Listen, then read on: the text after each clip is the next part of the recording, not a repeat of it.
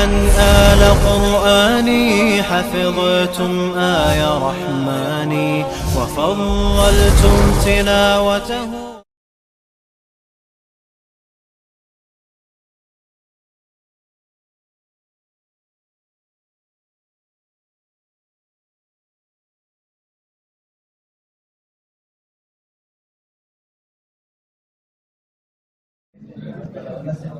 السلام عليكم ورحمة الله وبركاته.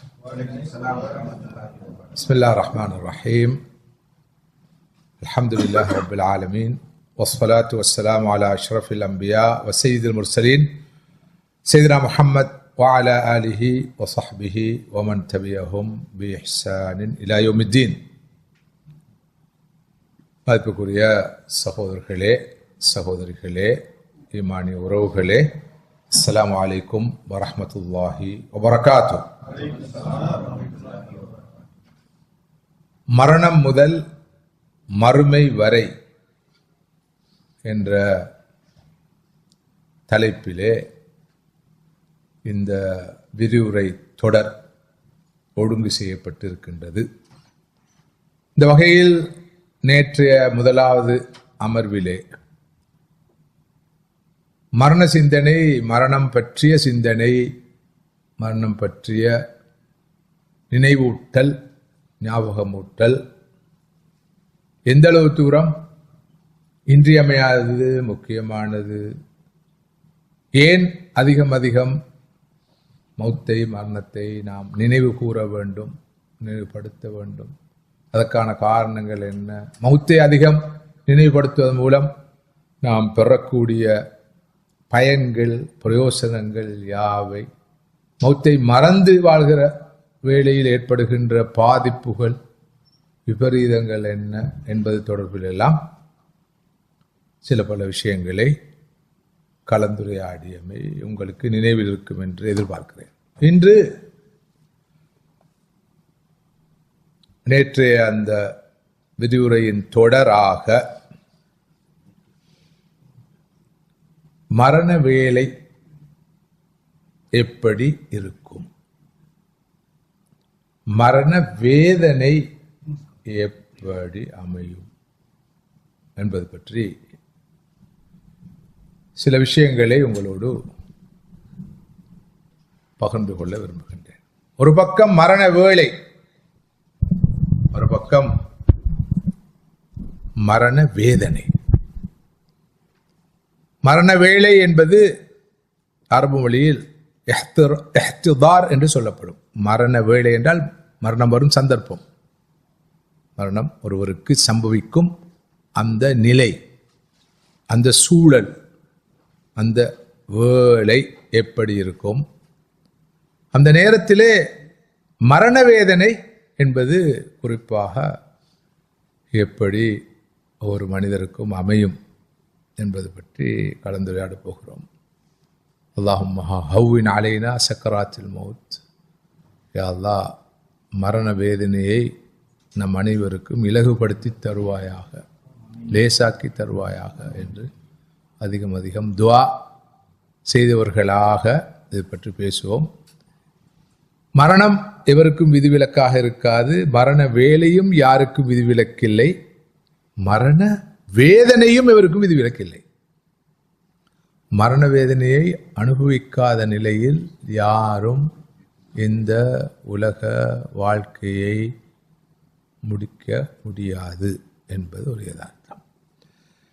இந்த மரண வேலையை பற்றியும் மரண வேதனையை பற்றியும் நிறையவே நமது அறிஞர்கள் வரலாறு நெடுகிலும் பேசியிருக்கிறார்கள், விளக்கியிருக்கிறார்கள். ஏனென்றால் உலக வாழ்க்கையின் கடைசி கட்டமாகவும் மறுமை வாழ்வின் ஆரம்ப கட்டமாகவும் அமைகின்ற மிக முக்கியமான தருணம் என்ற காரணத்தினால் அதிகம் மரண வேலையை பற்றியும் மரண வேதனையை பற்றியும் நமது அறிஞர்கள் பேசி வந்திருக்கிறார்கள்.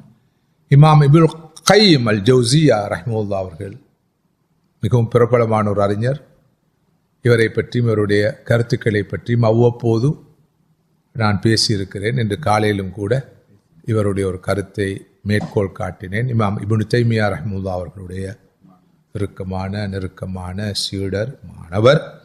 அவர் எழுதிய ஒரு புத்தகம் மிக பிரபலமானது, உலக புகழ் பெற்றது, ரூஹை பற்றிய அந்த புத்தகம். அந்த புத்தகத்திலே அவர் மரண வேலையை பற்றியும் மரண வேலையின் போது ஒருவர் அனுபவிக்கும் சக்கராத் என்று சொல்லப்படுகிற மரண வேதனையை பற்றியும் விரிவாக பேசியிருக்கிறார். அடுத்தது இமாம் அல் கஸ்ஸாலி ரஹ்மத்துல்லாஹி அவர்கள் மரண வேலையை பற்றியும் மரண வேதனை பற்றியும் நிறையவே பேசியிருக்கிறார்கள். இமாம் அல் குர்துபி ரஹ்மத்துல்லாஹ் மிகப்பெரிய ஒரு அல் குர்ஆன் விளக்க உரையை, தஃப்சீரை நமக்கு தந்தவர்.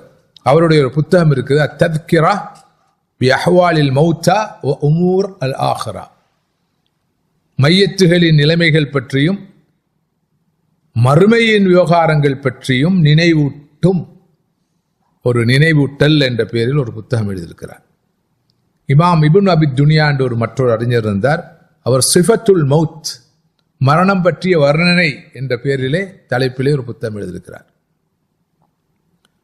குறிப்பாக இமாம் கஸ்ஸாலி ரஹ்மத்துல்லாஹி அவர்கள் மௌத்தை பற்றியும் இந்த இஹ்திதார் என்று சொல்லப்படுகிற மரண வேலை சம்பந்தமாகவும் சக்கராத்துல் மௌத் என்று சொல்லப்படுகிற மரண வேதனை பற்றியும் மிக விரிவாக விளக்கமாக பேசியிருக்கிறார்கள். ஆரம்பமாக சகோதரிகளே,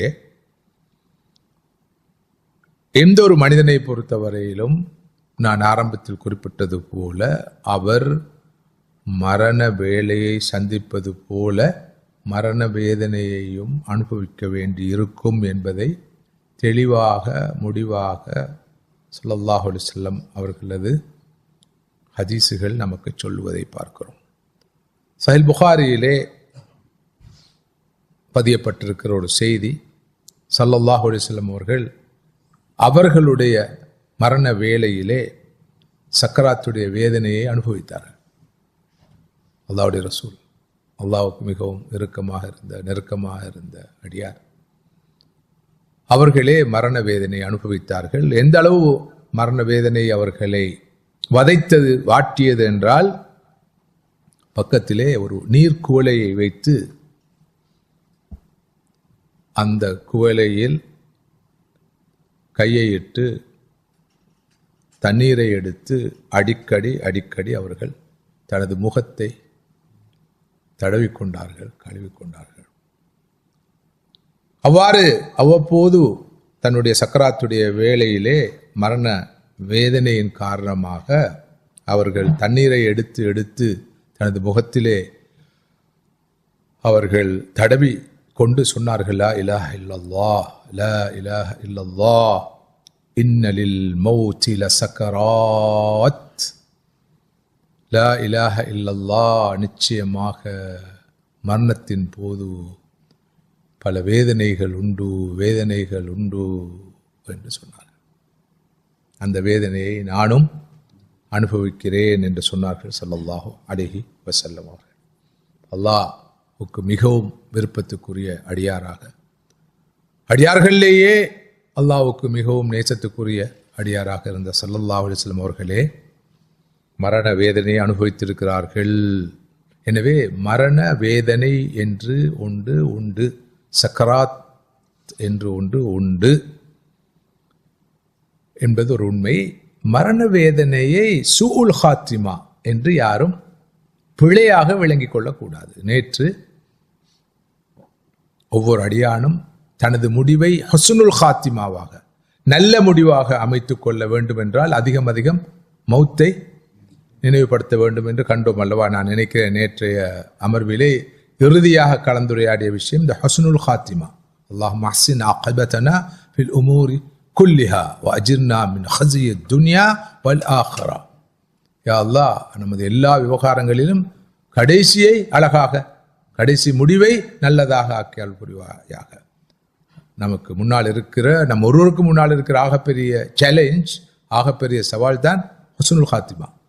நமது ஆரம்பம் எப்படி இருந்தது என்பதை விட, இடைப்பட்ட காலம் எப்படி அமைந்தது என்பதை விட, இப்போது நாம் எப்படி இருக்கிறோம் என்பதை விட, நமது அந்த கடைசி நேரம் எப்படி அமையும் என்பது மிக மிக முக்கியம். அதுதான் ரொம்ப ஹை ரிஸ்கான விஷயம். எனவே எப்போதும் ஹுஸ்னுல் காத்திமாவை, நல்ல முடிவு தனக்கு கிடைக்க வேண்டும் என்று அல்லாஹ்விடம் கேட்டுக்கொண்டே இருக்க வேண்டும். இங்கு நான் சொல்ல வந்த கருத்து, ஒருவர் சக்கராத்துடைய வேதனையை அனுபவிக்கின்ற காரணத்தினால், சக்கராத்துல் மௌத்தை அனுபவிக்கிற காரணத்தினால் அவருக்கு கெட்ட முடிவு வந்திருக்கு என்று சொல்ல முடியாது. ஏனென்றால் நிச்சயமாகவே எவ்வளவு பெரிய ஒரு நல்லடியாரும் ஏதோ ஒரு வீதத்தில், அளவில் மரண வேதனையை அனுபவிக்க வேண்டி இருக்கிறது. அந்த வகைத்தான் ரசூலுல்லாஹி ஸல்லல்லாஹு அலைஹி வஸல்லம் அவர்களே மரண வேதனையை அனுபவித்தார்கள் என்று பார்க்கிறோம். இதை தெளிவாக புரிந்து கொள்ள வேண்டும். ஆனால் இங்கு ஒரு கேள்வி பிறக்கிறது. ஏன் ரப்புல் ஆலமீனான அல்லாஹ் ஒவ்வொரு மனிதனுக்கும் சக்கராத் என்ற அந்த மரண வேதனையை அமைத்து வைத்திருக்கிறான்? மரண வேதனையை ஒவ்வொரு அடியானும் அனுபவிக்க வேண்டும். ஏதோ ஒரு அளவில், ஏதோ ஒரு டிகிரியில் மரண வேதனையை, சக்கராத்தை அனுபவிக்க வேண்டும் என்று ஏன் அமைத்திருக்கிறான் என்பது பற்றியும் ஆலிம்கள், உலமாக்கள் பேசியிருக்கிறார்கள். முதலாவதாக, ஒரு ஆணோ பெண்ணோ, நல்லடியாரோ இல்லையோ, ஒரு அல்லாஹ்வுக்கு நெருக்கமான அடியாரோ அல்லது பாவங்கள் செய்த ஒரு மனிதனோ பாவியோ யாராக இருந்தாலும், எவராக இருந்தாலும் அவர் சக்கராத்தை அனுபவிக்க வேண்டும் என்பதற்கான ஒரு நியாயம் ஒவ்வொரு மனிதனுக்கும் அவனது பலையினத்தை உணர்த்துவது. அரசன், ஆட்சியாளர், வீரன், இராணுவ தளபதி, உலகையே ஆட்டி படைத்துக் கொண்டிருந்தவர், அவருடைய ஒரு ஓர்டர் போதும் யுத்தம் நடக்கும், ஒரு ஓர்டர் போதும் யுத்தம் நிற்கும், ஒரு ஓர்டர் போதும் 1000 பேர் மரண தண்டனையை பெறுவார்கள், ஒரு ஓர்டர் போதும் மரண தண்டனை நிறைவேற்றப்பட இருந்தவர்கள் தப்பிக்கொள்வார்கள். அப்படிப்பட்ட ஜான் பவான்கள் கூட அல்லாஹ்வுக்கு முன்னால் எவ்வளவு பலகீனமானவர்கள். யாரா இருக்கலாம், இவ்வளவு பெரிய ஆனானப்பட்ட ஆளாகவும் இருக்கலாம். ஆனால் கடைசி நேரம் அவர் சக்கராத்தை அனுபவிக்க வேண்டும். 1ஆம் உலக நாட்டை சேர்ந்தவராக, 2ஆம் உலக நாட்டை சேர்ந்தவராக, ஒரு வறிய நாட்டை, 3ஆம் உலக நாட்டை சேர்ந்தவராக இருக்கலாம், ஒரு குடிசையில் இருப்பவராக இருக்கலாம், அல்லது ஒரு பலமாக கட்டப்பட்ட ஒரு கோட்டைக்குள் மருத்துவர்களை எல்லாம் தன்னை சூழ வைத்துக் கொண்டு, நான் நேற்று குறிப்பிட்டது போல ஒரு மைக்கேல் ஜாக்சன் உடைய அந்த பாதுகாப்பான ஒடுங்கில் ஒருவர் இருக்கலாம். ஆனால் அவரும் சக்கராத்தை அனுபவிக்க வேண்டி இருக்கும். மனிதனுடைய பலகீனத்தை காட்டுவது. ஹுலிகல் இன்சானு தஈஃபா, மனிதன் பலகீனனாக படைக்கப்பட்டிருக்கிறான் என்று குர்ஆன் சொல்கிறதே, அந்த பலகீனத்தை மனிதனுக்கு உணர்த்துவது. நாம் பெரிய ஒரு மனிதன் ஜான் பவான் சக்கராத்துடைய வேலையை அனுபவித்துக் கொண்டு இருப்பார். நாம் போய் பார்ப்போம் எப்படிப்பட்டவர். தனது விரல் அசைவில் உலகை ஆட்டி படைத்தவர், ஊரை ஆட்டி படைத்தவர், பிரதேசத்தையே ஆட்டி படைத்தவர், தனது பார்வையால், வெறும் பார்வையால் அனைவரையும் அடக்கி ஆண்டவர். இந்த இப்போது மரண படுக்கையில் மரண வேதனையை அனுபவித்துக் கொண்டிருக்கிறார். மனிதனுடைய பலகீனத்தை உணர்த்துவதற்கான ஒரு சந்தர்ப்பமாக இந்த சக்கராத்துடைய வேலை இருக்கிறது. எப்பேற்பட்ட ஒருவரும் சக்கராத்தை அனுபவிக்க வேண்டியிருக்கும். அதன் மூலம் மனிதனுடைய பலகீனம் கண்டிப்பாக எல்லோருக்கும் தெரிய வரும். ஒரு மருத்துவர் இருக்கிறார், ஒரு கன்சல்டன்ட் டாக்டர் என்று வைத்துக் கொள்வோம், பெரிய மருத்துவத்துறை மேதை அறிஞர், அவரும் சக்கராத்தை அனுபவிக்க வேண்டிதான். அடுத்ததாக அல்லாஹு தஆலா எல்லா விஷயங்களிலும் நிறைய நன்மைகளை வைத்திருக்கிறான். சக்கராத்துடைய வேலை என்பது படுபயங்கரமான ஒரு சந்தர்ப்பம். மனிதன் தனது வாழ்க்கையில் அனுபவிக்கின்ற மிக பயங்கரமான ஒரு துன்பம் இருக்கும் என்றால் அதுதான் சக்கராத்துடைய வேலை. ஆனால் அந்த சக்கராத்தானது ஒரு நல்லடியாரை பொறுத்தவரையில் அவர் செய்த பாவங்களுக்கு கஃபாராவாக அமையும். அவர் செய்த பாவங்களுக்கு கஃபாராக அமையும். இமாம் இப்னு ஹஜர் அஸ்கலானி ரஹ்மத்துல்லாஹி அவர்கள் சொல்வார்கள், சஹீஹ் புகாரிக்கான மிகப்பெரிய விளக்க உரையை எழுதியவர்கள், ஷரஹை எழுதியவர்கள் மற்றும் பல கிரந்தங்களை நூல்களை இஸ்லாமிய உலகத்துக்கு தந்தவர்கள். இமாம் இப்னு ஹஜர் அஸ்கலானி அவர்கள் சொல்வார்கள், ஒரு மூமினுக்கு கடுமையான சக்கராத்துடைய வேதனை அமையப்பெற்றால் நிச்சயமாக அவருடைய பாவங்கள் அதன் காரணமாக மன்னிக்கப்படும், அவருடைய தரஜாக்கள் நாளை மறுமையிலே உயர்த்தப்படும் என்றால் நபி அவர்கள் பொதுவாகவே சொல்லியிருக்கிறார்கள், ஒரு மூமினுக்கு ஏற்படுகிற கஷ்டம், நஷ்டம், களைப்பு, சோர்வு எல்லாமே அவர் செய்த பாவங்களுக்கு கஃபாராவாக, குற்றப்பரிகாரமாக அமையும். தனது வாழ்க்கையில் ஒரு மனவேதனை ஏற்படுகிறது, மன உளைச்சல் ஏற்படுகிறது, ஒரு நோய் ஏற்படுகிறது, ஒரு துன்பம் ஏற்படுகிறது, இவையெல்லாம் செய்த பாவங்களுக்கு கஃபாராவாக அமையும் என்று சல்லல்லாஹு சொல்லியிருக்கிறார்கள். எந்த அளவுக்கு என்றால் காலிலே தைக்கின்ற முள்ளு கூட ஒரு மூமின் செய்த பாவத்துக்கான குற்றப்பரிகாரமாக அமையும் என்று சொன்னார்கள் ஸல்லல்லாஹு அலைஹி வஸல்லம். எனவே அந்த வகையில் சக்கராத்துடைய வேதனை என்பது மிக தீவிரமான கடுமையான வேதனை. அது கூட ஒரு மூமினுக்கு அவர் செய்த பாவங்களுக்கு கஃபாராவாகவும் அவருடைய தரஜாக்களை உயர்த்தக்கூடியதாகவும் இருக்கும். சில போது அந்த சக்கராத்தே அவரை சுத்தப்படுத்துகின்ற, முழுமையாக சுத்தப்படுத்திய நிலையில் அவரை அல்லாஹ் தன் சன்னிதானத்துக்கு எடுக்கிற ஒரு நிலையாகவும் அமையலாம். அடுத்ததாக சக்கராத்துடைய வேதனைக்கு பின்னால் இருக்கிற இன்னொரு நோக்கம் மனிதர்களுக்கு இந்த உலக வாழ்க்கையின் யதார்த்தத்தை உணர்த்துவது. சக்கராத்துடைய வேல் இருக்கிற ஒரு மனிதனை நாம் பார்க்கிறோம் அல்லவா, போய் பார்க்கிற போது கடைசி நேரத்தில் போய் பார்க்கறது எல்லாரும் ரூஹு பிறதுக்கு முன்னால் போய் பார்க்கறது, படும் பாட்டை பார்க்கறது, அனுபவிக்கும் வேதனையை பார்க்கறது. நாம் பெரிய ஆளாக இருந்தாலும் அவர் அனுபவிச்சு கொண்டு இருப்பார். மனிதர்கள் ஹெல்ப்லெஸ்ஸாக தானே இருப்பாங்க. அதுக்கு முன்னால் டாக்டர்ஸ் என்ன சொல்லுவாங்க டாக்டர்ஸ் எல்லாம் பார்த்து முடிஞ்சு ஃபைனலாக என்ன சொல்லுவாங்க, சொந்தக்காரங்களை கூப்பிடுங்க,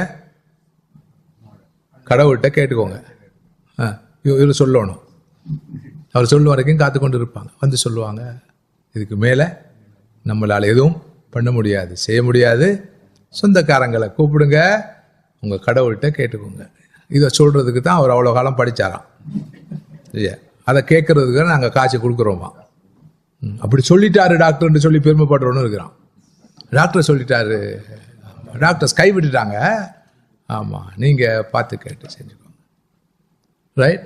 அதுக்கு பிறகு அந்த பில்லை மாத்திரம் ஒழுங்காக பே பண்ணிவிட்டு ஜனாசாவை கிளியர் பண்ணி கொண்டு வர வேண்டியது. அதையும் பெருமையாக சொல்ல வேண்டியது. 3 மில்லியன் 4 மில்லியன் இந்த ஹாஸ்பிட்டலில் அந்த ஹாஸ்பிட்டல், இவ்வளவு தான்.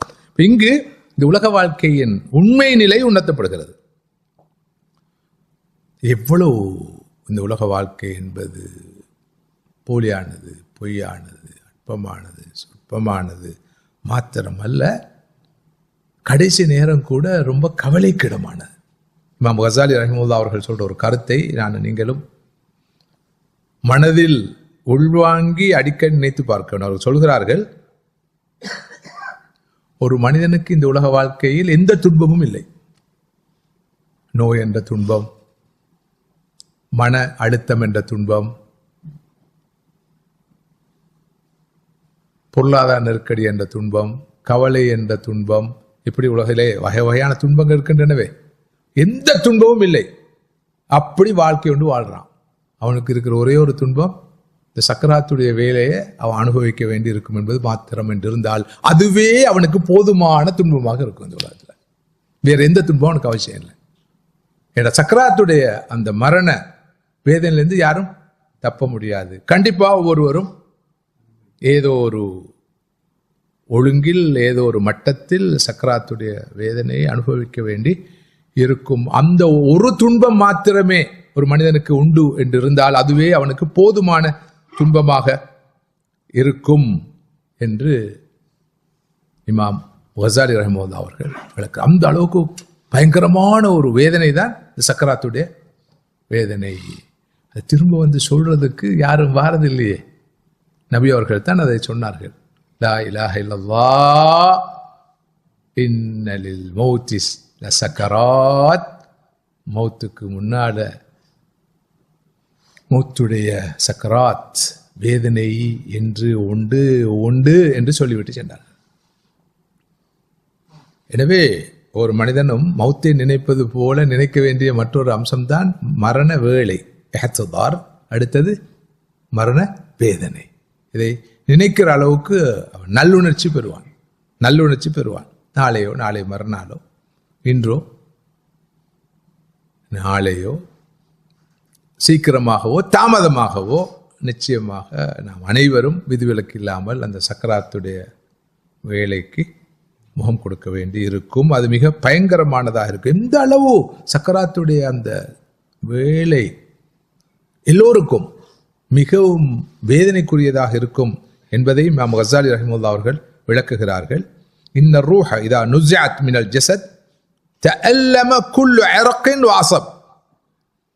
உடலிலிருந்து ரூஹ் பிரிக்கப்படுகிற அந்த சந்தர்ப்பத்திலே, ரூஹ் கைப்பற்றப்படுகிற அந்த சந்தர்ப்பத்திலே, ஆத்மா பிரிக்கப்படுகிற அந்த வேளையிலே உடம்பின் ஒவ்வொரு நரம்பும் நாளமும் தசையும் நோவினால் வேதனைப்படும்.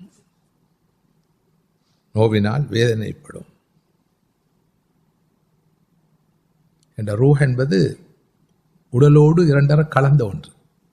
அது ஒரு குறிப்பிட்ட இடத்துல இல்லை. ரூஹ் என்பது குறிப்பிட்ட இடத்தில் இல்லை. ஆத்மா என்பது குறிப்பிட்ட இடத்தில் இல்லை. இருந்தால் அந்த இடத்தோடு முடிஞ்சிடும். இது அப்படி அல்ல. ரூஹ் என்பது முழு உடம்போடும் இரண்டரை கலந்திருக்கிற ஒன்று.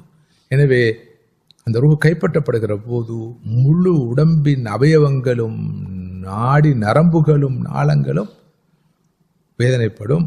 எனவேதான் சொன்னார்கள், எந்த அளவுக்கு ரூஹ் கைப்பற்றப்படும் அந்த நேரம் மிக மிக கடுமையான வேதனையோடு கூடியதாக இருக்கும் என்றால், ஒரு முள்ளு மரத்தில் ஒரு துணியை போட்டு அந்த துணியை அந்த முள்ளு மரத்திலிருந்து, பெரும் முட்கள் நிறைந்த ஒரு மரம்,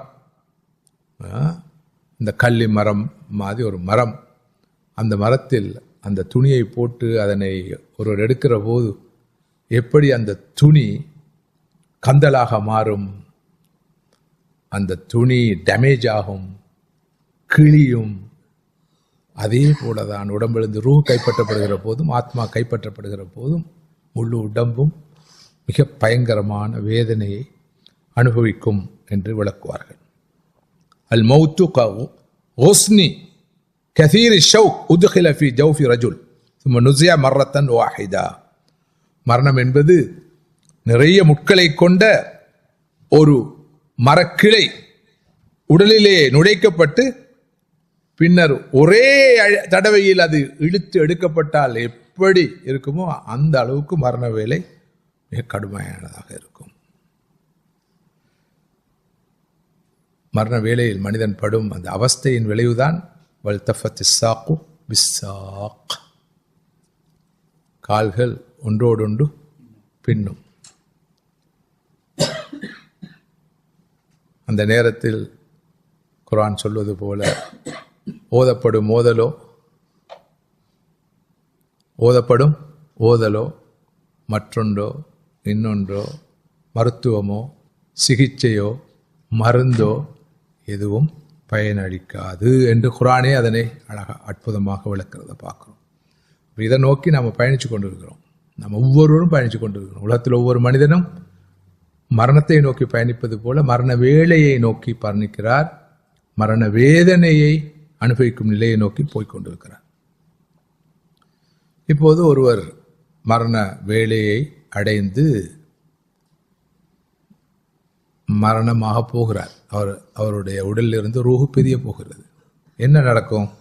முதலாவது அவருடைய உடல் அப்படியே பலவீனம் அடையும்.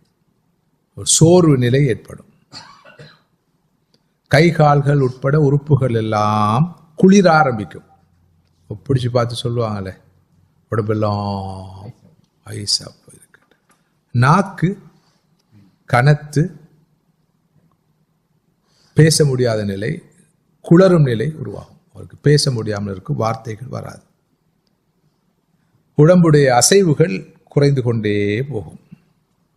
அவருடைய கவனம் சிதறி போயிருக்கும். எதிலையும் அவர் கவனத்தை குவிக்க மாட்டார். ஒரு தடுமாற்ற நிலையில் தடுமாறிய நிலையில் தான் அவர் இருப்பார். இதுதான் அந்த கடைசி நேரத்தில் ஒரு மனிதன் ரொம்ப ஒரு வீக்கான, ரொம்ப பலீனமான ஒரு கட்டத்தை அடைவான். எவ்வளவு பெரிய ஆரோக்கியமான ஒரு ஆளாக, ஜான் பவானாக இருந்தாலும் சக்கராத்துடைய வேலை வந்து விட்டால், மரண வேலை வந்து மரண வேதனை உடைய கட்டத்தை அவர் அடைந்து விட்டார் என்றால் இந்த ஒரு நிலையில் தான் அவர் இருப்பார். ரொம்ப ஒரு தொய்வடைந்த நிலையில், பலீனமான நிலையில் தான் அவர் இருப்பார். அதனோடு இந்த சக்கராத்துடைய வேலையிலே, சக்கராத்துடைய வேலைக்கு ஒரு நோ ரிட்டர்ன். சில போது நாம் ஒருவரை பார்த்து இவர் சக்கராத்துடைய நிலையை அனுபவிக்கிறான்னு சொல்லுவோம், ஆனால் சக்கராத்தா இருக்காது. இல்லாத போது திரும்பி வருவார், மீண்டும் நினைப்போம், திரும்பி வருவார், மீண்டும் நினைப்போம், திரும்பி வருவார். சில வயதாளிகள் 85 வயதை கடந்தவர்கள், 90 வயதை கடந்தவர் திடீரென்று அப்படியே மயக்க நிலைக்கு செல்வார்கள். நாம் அவசரப்படுவோம், கஃபனை ரெடி பண்ணுங்க, கபரை தோண்டுங்க, மரண அறிவித்தல் கொடுங்க. அதுக்கு பிறகு அவர் குடிக்கிறதுக்கு அவர் தாங்கன்னு எளிமைப்பார். அப்படி 10-20 முறை போய் வரங்க. இவங்கெல்லாம் சக்கராத்த வேதனை அனுபவித்தவர்கள் அல்ல, மரண வேலையை அனுபவித்தவர்கள் அல்ல. அது உடல்ல அந்த வயதின் காரணமாக அல்ல நோயின் காரணமாக அவ்வப்போது வருகின்ற சாதாரண சோர்வு. ஒருவருக்கு மரண வேலை வந்து சக்கராத்துடைய வேலை வந்து விட்டால் நோ ரிட்டர்ன், அதுக்கு பிறகு அவர் திரும்பி வருவார் என்று எதிர்பார்க்கவே முடியாது. எனவே அந்த வகையில் சக்கராத்துடைய வேலையில் நடக்கிற ஒரு முக்கியமான நிகழ்வு என்ன தெரியுமா? இதுகால வரை அவரது கண்களை மறைத்திருந்த திரை அகலும், அவர் காணாத காட்சிகளை காண்பார், விளங்காத உண்மைகள் அவருக்கு விளங்கும். இவ்வளவு காலமும் ஏற்க மறுத்த, நிராகரித்த விஷயங்களை எல்லாம் அவர் தன் கண் எதிரே உண்மைகளாக காண்பார். இதை சொல்வார்கள் கர்கராவுடைய கட்டம் என்று. இந்த கட்டத்தை ஃபிரௌனும் அடைந்தான். ஃபிரௌன் அன ரப்புக்கும் அலா, நான் தான் உங்களது உயர்ந்த இரட்சகன் என்று சொன்ன ஃபிரௌனும் இந்த கர்கராவுடைய கட்டத்தை, சக்கராத்துடைய வேலையிலே ரூஹானது தொண்டைக்குடியை அடையும் கட்டம், அந்த கட்டத்தை அடைந்த உடனே என்ன சொன்ன? ஆமன்து பி ரப்பி மூசா வ ஹாரூன்.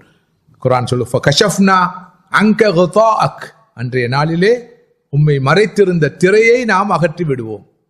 ஃபிரௌனுக்கும் நான் ரப்பு இல்லை, நான் இறைவன் இல்லை, நான் மிகச்சாதாரண ஒரு அடியான் என்ற உண்மை தெரிய வந்துதான் அவன் சொல்கிறான், நான் மூசாவுடைய ஹாரூனுடைய ரப்பை ஏற்று நம்புகிறேன் என்று. ஆனால் அந்த கட்டத்தில் கொள்கிற ஈமான் எந்த பிரயோசனத்தையும் கொடுக்க, ஏன்னா எல்லோருக்கும் அந்த கட்டத்தில் உண்மை தெரிய வரும். நான் இவ்வளவு காலம் இருந்து இந்த கொள்கை பிழையானது, இந்த போக்கு பிழையானது, நம்பிக்கை பிழையானது, பார்வை பிழையானதுன்னு தெரிய வரும். குர்ஆன் சொல்லுது உம்மை மறைத்திருந்த அந்த திரையை நாம் அகற்றுவோம். இன்றைய நாளிலே உமது பார்வை மிக மிக கூர்மையாக இருக்கும், அதாவது தெளிவாக எல்லாம் விளங்கும், துளங்கும். இது சக்கராத்துடைய வேலையிலே நடக்கக்கூடிய ஒரு விஷயம். எல்லாம் புரிந்துவிடும், ஆனால் அது காலதாமதமாக நடக்கக்கூடிய விஷயம். காலம் கடந்த ஞானம், அந்த ஞானத்தால் அவருக்கு அந்த நேரத்தில் எந்த பயனும் எந்த பிரயோசனமும் இல்லை. அவர் மீண்டு வரப்போவதும் இல்லை, திருந்துவதற்கான வாய்ப்பும் இல்லை. சரி, எனவே தெளிவு பிறக்கும் நேரம், ஞானம் பிறக்கும் நேரமாகவும் அது இருக்கும். ஒரு பலகீனமான கட்டம், சோர்வான கட்டம், அவயவங்கள் எல்லாம் அடங்கி ஒடுங்கும் கட்டம், ஆட்டங்கள் எல்லாம் அடங்கும் கட்டம். இவற்றோடு மலக்குகள் அந்த கட்டத்தில் வருவார்கள். இவ்வளவு நாளும் மனிதர்களோடு வாழ்ந்த அந்த மனிதன், மனிதர்களோடு சகவாசம் வைத்திருந்த அந்த மனிதர் சக்கராத்துடைய வேளையிலே மலக்குகள் அவரை நோக்கி வருவதை காண்பார். குர்ஆன் சொல்கிறது, ஹத்தா இதா ஜா அஹதகுமுல் மௌத் தவஃபத்ஹு ருசுலுனா. ஒருவருக்கு மரணம் வருகின்ற வேளையிலே இறை தூதர்கள் என்று குர்ஆன் குறிப்பிடுகிறது. இங்கு இறை தூதர்கள் என்பது இந்த இடத்தில் மலக்குகளை குறிக்கும்.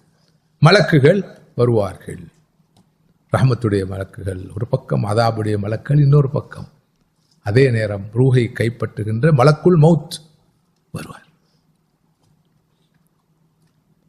மலக்குகள் வரும் சந்தர்ப்பமாகவும் அந்த இறுதி வேளை இருக்கும். ரோஹ் சும்மா போகாது, அந்த ரோஹ் மலக்குல் மௌத்தால் கைப்பற்றப்படும். அந்த மலக்குல் மௌத்தோடு ரஹ்மத்துடைய மலக்குகள் வருவார்கள். நல்ல இறையடியானாக இருந்தால், ஒரு இறை நிராகரிப்பாளனாக பெரும் பாவியாக இருந்தால் அதாபுடைய மலக்குகள் வருவார்கள்.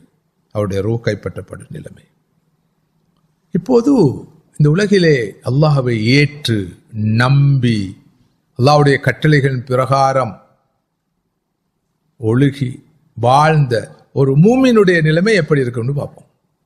இரண்டாவதாக, இந்த இறுதி வேளையில், சக்கராத்துடைய வேளையில், மரண தருவாயில் மரண வேதனை அனுபவிக்கும் இந்த சந்தர்ப்பத்தில் ஒரு இறை நிராகரிப்பானுடைய நிலைமை எப்படி இருக்கும் என்று சுருக்கமாக பார்ப்போம். முதலாவது, என்னை போன்ற, உங்களை போன்ற, நம்மை போன்ற இறை அடியார்களுடைய நிலைமை எப்படி இருக்கும் என்று பார்ப்போம். அந்த கூட்டத்தில் அல்லாஹ் என்னை உங்களையும் சேர்த்து அருள் புரிவானாக. அதானே எதிர்பார்ப்பு. பழையினங்கள் இருந்தாலும், குற்றம் குறைகள் இருந்தாலும், நான் நீங்களும் இறை விசுவாசிகள் அல்லவா, அப்படித்தானே. அதில் கொஞ்சம் தரஜாக்கள் இருக்குது, முன்ன பின்னே இருக்குது. ஆனால் மொத்தமாக முழுமையாக பார்க்கும்போது நாம் எல்லோரும் மூமின்களாக இருக்கிறோம்.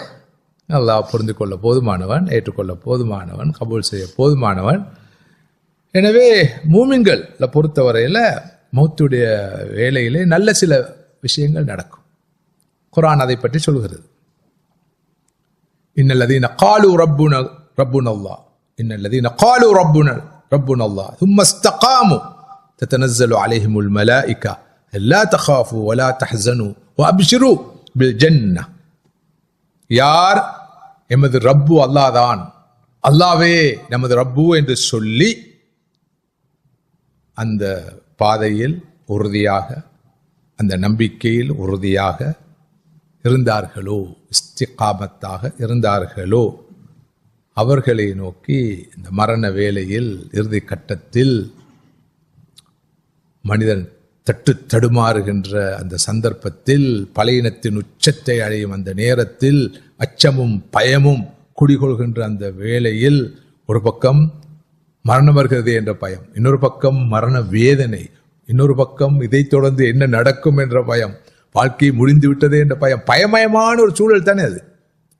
அதுல ஏதாவது சந்தோஷமான ஒரு சந்தர்ப்பம் இருக்குமா? இல்லை, எல்லாமே பயம்தான், எல்லாமே அச்சம் சூழ்தான். இல்லை, அப்படிப்பட்ட நேரத்தில் ஒரு மூமினான அடியாராக இருந்தால், இறை விசுவாசியாக இருந்தால், மலக்கள் வந்து சொல்வார்கள், அல்லா தகாஃபு, பயப்படாதீர்கள், அஞ்சாதீர்கள், வலா தஹஸனு, கவலைப்படாதீர்கள், வஅப்ஷிரு பில் ஜன்னah, உங்களுக்கு சுவனம் இருக்கிறது, சொர்க்கம் இருக்கிறது, நிலையான வீட்டுக்கு போயிருக்கிறீர்கள், சொந்த ஊருக்கு போயிருக்கிறீர்கள், அந்த ஊர் சுவனம்தான் என்ற சுப செய்தியை மலக்கள் சொல்வார்கள். ஒரு ஹதீஸை, இது குர்ஆனுடைய வசனம், சூரா ஃபுஸ்ஸிலத்துடைய 30வது ஆயத். இந்த ஹதீஸை பாருங்க. இன்னல் முஃமின இதா ஹதரஹுல் மௌத் ஜாஅத்ஹு மலாயிகத்துன் பீதுல் வுஜூஹ். ஒரு மூமினுக்கு மௌத்து வருகின்ற வேளையிலே, சந்தர்ப்பத்திலே, வெண்மையான திருமுகங்களை கொண்ட மலக்குகள் அவருக்கு முன்னால் வந்து நிற்பார்கள், காட்சியளிப்பார்கள்.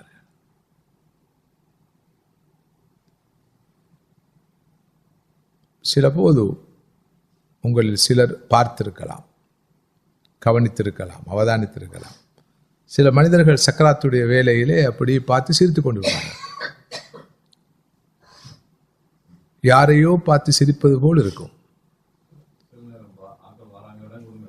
அப்படி சொல்பவர்களும் இருக்கிறார்கள். சில நல்ல செய்திகளை சொல்வார்கள். இதுவெல்லாம் சாதாரண நிகழ்வுகள் அல்ல. ஆனால் என்னால் உங்களால் இந்த அவர்களுடைய சைக்கிணைகள் அல்லது அவர்கள் சொல்லும் வார்த்தைகள் இந்த விஷயத்தை தான் குறிக்கும் என்று அறுதியிட்டு உறுதியாக சொல்ல முடியாது. ஆனால் அது நல்ல சுப செய்தியாக அமைவதற்கான வாய்ப்பு மிக அதிகம்.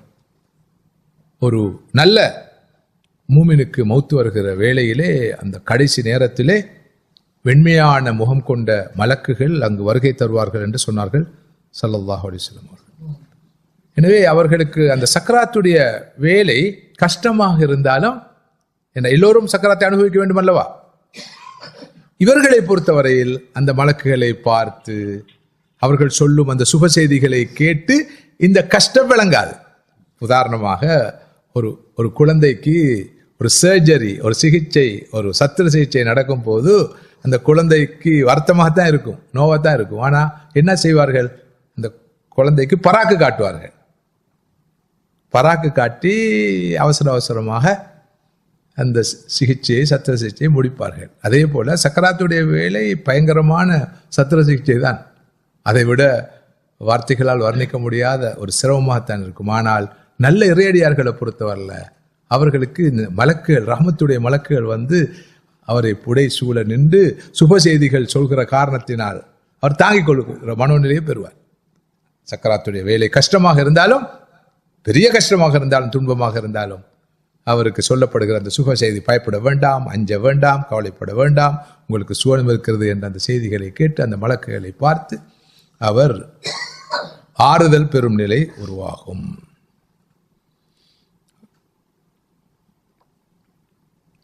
அல் பர்ரா பின் ஆசிப் ரலியல்லாஹு அன்ஹு ஒரு முக்கியமான சஹாபி. அவர் சொல்கிறார், ஒரு மூமினுடைய ரூஹ் கைப்பற்றப்படுகிற அந்த வேளையில், சக்கராத்துடைய வேளையில், மரண வேளையிலே மலக்கு வந்து சொல்வாராம், ஐயத்துஹ நஃப்ஸு தய்யிபா, நல்ல ஆத்மாவே, உஹ்ருஜி இலா மக்ஃபரத்தி மின் அல்லாஹி வ ரிضவான், அல்லாஹ்வுடைய மக்ஃபரத் என்ற மன்னிப்பை நோக்கியும் அல்லாஹ்வுடைய திருப்தியின் பக்கமும் நீ செல்வாயாக. அவருடைய ரூஹ் கைப்பற்றப்படுற நேரம், கஷ்டமான நேரம், ரொம்ப நெருக்கடியான நேரம். அந்த நேரத்தில் ஒரு மலக்கு வந்து சொல்லுவார், அல்லாஹ்வுடைய மக்ஃபரத் உனக்கு கிடைக்க போகுது, அல்லாஹ்வுடைய மன்னிப்பு கிடைக்க போகுது, அல்லாஹ்வுடைய ரிضவான் என்ற திருப்தியை நீ அடைய போகிறாய், நீ செல்வாயாக என்று அந்த மலக்கு சொல்லுவார் என்று அல் பர்ரா பின் ஆசிப் ரலியல்லாஹு அன்ஹு அவர்கள் சொல்லும் செய்தி முஸ்னத் அஹ்மத், சுனன் அபீ தாவூத் முதலான ஹதீஸ் கிரந்தங்களில் பதிவாக இருக்கு. ஒரு மூமினுடைய ஆத்மா கஷ்டப்படும் தான், ஆத்மாவும் கஷ்டப்படும் தான் பெறுகிற நேரத்தில். ஆனால் இமாம் இப்னுல் கய்யிம் ரஹிமஹுல்லாஹ் அவர் சொல்கிறார்கள், முடியுமானவரையும் அவருடைய ஆத்மா முடியுமானவரை இலகுவாக கைப்பற்றப்படும். மேக்சிமம் அவருடைய வேதனை மினிமைஸ் பண்ணப்படும்.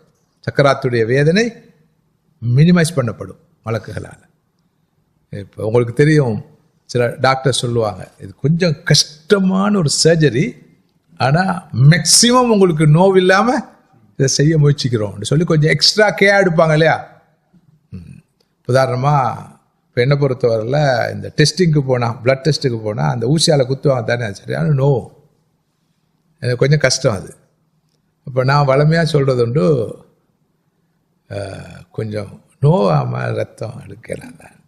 அப்போ சில நர்சஸ் இருக்கிறாங்க கொஞ்சம் வெல் ட்ரெயின்டு, இந்த நோவாமல் எடுப்பாங்க. அப்படி எடுத்தவங்களை நான் கண்டுட்டா அடுத்த முறை போனால் சொல்கிறது, யாரும் எடுக்காதீங்க அவருங்க, நீங்கள்லாம் குத்துற குத்துக்கு ரொம்ப வருத்தமாக இருக்குது, நோவாக இருக்குது, கஷ்டமாக இருக்குது, அவ அழகாக மேலுக்கு விளங்காமல் எடுப்பாங்க. ரொம்ப கவனமாக எடுக்கிறவங்க இருக்கிறாங்க, பார்த்துருக்கீங்க தானே, அனுபவம் இருக்குதோ இல்லையோ, எனக்கு நிறைய இருக்குது. இப்போ இதே போல் மூமின்களுடைய ஆத்மாவை ஒரு ஒரு நீர் ஒரு ஒரு ஒரு ஒரு பையிலிருந்து ஒரு நீர்த்துளி எப்படி எளிதாக அப்படி வழியுமோ அதே போல முடியுமானவரை எளிதாக அந்த ரூஹை எடுப்பதற்கான முயற்சியை மலக்குகள் செய்வார்கள் என்று இமாம் இப்னுல் கய்யிம் ரஹ்மத்துல்லாஹி அவர்கள் சொல்கிறார். அதாவது சக்கராத்துடைய வேதனை இருக்கும், ஆனால் அதனை முடியுமானவரை மினிமைஸ் பண்ணி அவருடைய ரூஹ் கைப்பற்றப்படும் என்று இமாம் இப்னுல் கய்யிம் ரஹ்மத்துல்லாஹி அவர்கள் சொல்கிறார். அதே நேரம் மறுபக்கம் ஒரு பாவியுடைய, ஒரு இறை நிராகரிப்பாளருடைய, அல்லாஹ்வை மறுத்து மறந்து நிராகரித்து வாழ்ந்தவருடைய, அல்லது ஏற்றுக்கொண்டாலும் முழுமையாக பொடுபோக்கான வாழ்க்கை வாழ்ந்தவருடைய ஆத்மா எப்படி கைப்பற்றப்படும் என்பது பற்றியும் நிறைய செய்திகளை பார்க்கிறோம். வலவு தரா, இது வாலிமூன ஃபீ கமராத்தில் மவுத், சூரத்துல் அன்ஆமுடைய ஒரு வசனம், 93ஆம் வசனம். தமக்கு தாமே அநீதி இழைத்துக் கொண்ட மனிதர்கள் மௌத்துடைய கடுமையான வேதனையை பயங்கரமாக அனுபவிப்பார்கள். தமக்கு தாமே பாவங்கள் செய்து அல்லாஹ்வுக்கு மாறு செய்து அநீதி இழைத்துக் கொண்டவர்கள் மௌத்துடைய அந்த கடும் வேதனை அனுபவிக்கக்கூடியவர்களாக இருப்பார்கள். எந்த அளவுக்கு அனுபவிப்பார்கள் என்றால், சூரா அல் மூமினுடைய ஒரு வசனம் சொல்கிறது, ரப்பிர்ஜிஊன் லஅல்லி அமல் சாலிஹா, இறைவா இறைவா என்னை மீண்டும் உலகத்துக்கு அனுப்பு அனுப்பு அனுப்பு, எனது ரூஹை கைப்பற்றாதே, எடுக்காதே, பிரிக்காதே, நான் பூமிக்கு திரும்பி சென்று நற்காரியங்கள் செய்து நற்கர்மங்கள் ஈடுபட்டு மீண்டும் வருகிறேன் என்று அங்கலாய்ப்பான் என்று குர்ஆன் சொல்கிறது அல்லவா. ஆனால் அது வெறும் நப்பாசையாக இருக்குமே தவிர அதுக்கான சந்தர்ப்பம் கொடுக்கப்பட மாட்டாது என்பதை அறிந்து வைத்திருக்கிறோம். பர்ரா இப்னு ஆஸிப் ரலியல்லாஹு அன்ஹு சொன்ன ஹதீஸ் என்ன? முதலாவது செய்தி, நல்ல இறை அடியானுடைய ஆத்மாவை பார்த்து என்ன சொல்லப்படும்? மலக்கள் என்ன சொல்வார்கள்? ஓ நல்ல ஆத்மாவே, நீ அல்லாஹ்வை நோக்கி திரும்பு, அவனது மகஃபிரத் என்ற மன்னிப்பை நோக்கி திரும்பு, அவனது ரித்வான் என்ற திருப்தியை நோக்கி திரும்பு. அதே போல ஒரு கெட்ட மனிதனுடைய ஆத்மா கைப்பற்றப்படுகிற வேளையிலே மலக்கள் சொல்வார்கள், ஐயத்துஹன் நஃப்சுல் ஹபீஸா, ஓ கெட்ட ஆத்மாவே, உஹ்ருஜி இலா சஹத்தி மின் அல்லாஹி வ கதப், அல்லாஹ்வுடைய கோபத்தின் பக்கமாகவும் அதிருப்தியின் பக்கமாகவும் திரும்பு, போய் தொலை, அல்லாஹ்வுடைய கோபத்தின் பக்கமாக அதிருப்தியின் பக்கமாக நீ போ என்று மலக்கள் சொல்வார்கள். பர்ரா இப்னு ஆஸிப் ரலியல்லாஹு அன்ஹு அறிவிக்கிறார்கள். பேசிக்கொண்டிருப்பது மரண வேளையும் மரண வேதனையும். மரண வேளையில் என்னென்ன விஷயங்கள் நடக்கும், மரண வேதனை எப்படி எவ்வாறு இருக்கும். மீண்டும் ஒருமுறை ஒருவர் மரணப்படுக்கையில் இருக்கின்ற போது, சக்கராத்துடைய வேளையில் இருக்கின்ற போது மலக்குகளை காண்பாரா இல்லையா என்பது பற்றி அறிஞர்கள் தெளிவாக பேசியிருக்கிறார்கள். எல்லோரும் மலக்குகளை காண்பார்கள் என்று சொல்வதற்கு இல்லை. அல்லாஹு தஆலா நாடியவர்கள் அந்த நேரத்தில் நேரடியாக மலக்குகளை காண்பார்கள். மாத்திரமல்ல, சக்கராத்துடைய வேளையிலே இன்னொரு காட்சியையும் காண்பார்கள். அது எதுவாக இருக்கும்?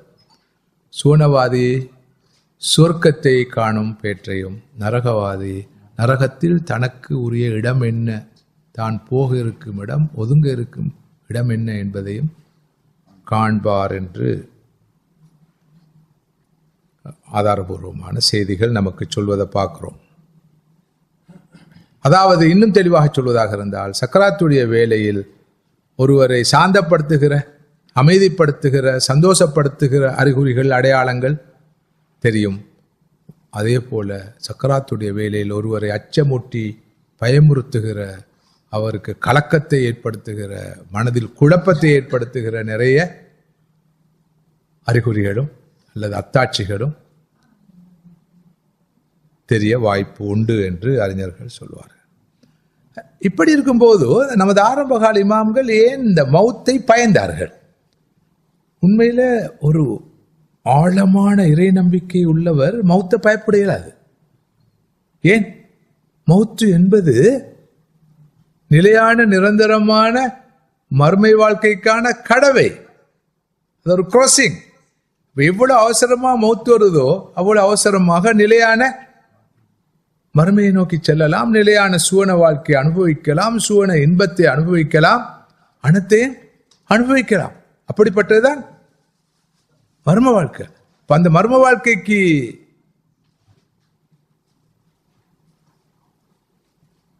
ஆரம்ப அந்த பிரேக் த்ரூவாக அமைகிறது மௌத்து. மௌத்து வந்தா தானே மர்ம கிடைக்கும், மர்மையின் சுகம் கிடைக்கும், சொர்க்கம் கிடைக்கும். அப்படி இருக்கும் போது நமது ஆரம்ப கால சலபுகளும் மௌத்தை நினைத்து கண்ணீர் வடித்து அழுவார்களாம். உஸ்மான் ரலியல்லாஹு அன்ஹு அவர்கள் ஒரு கபரை கடந்து போகும்போது தேம்பி தேம்பி அழுவார்களாம், கட்டுமையாக அழுவார்களாம், பொறுக்க முடியாத அளவுக்கு அழுவார்களாம். ஏன்?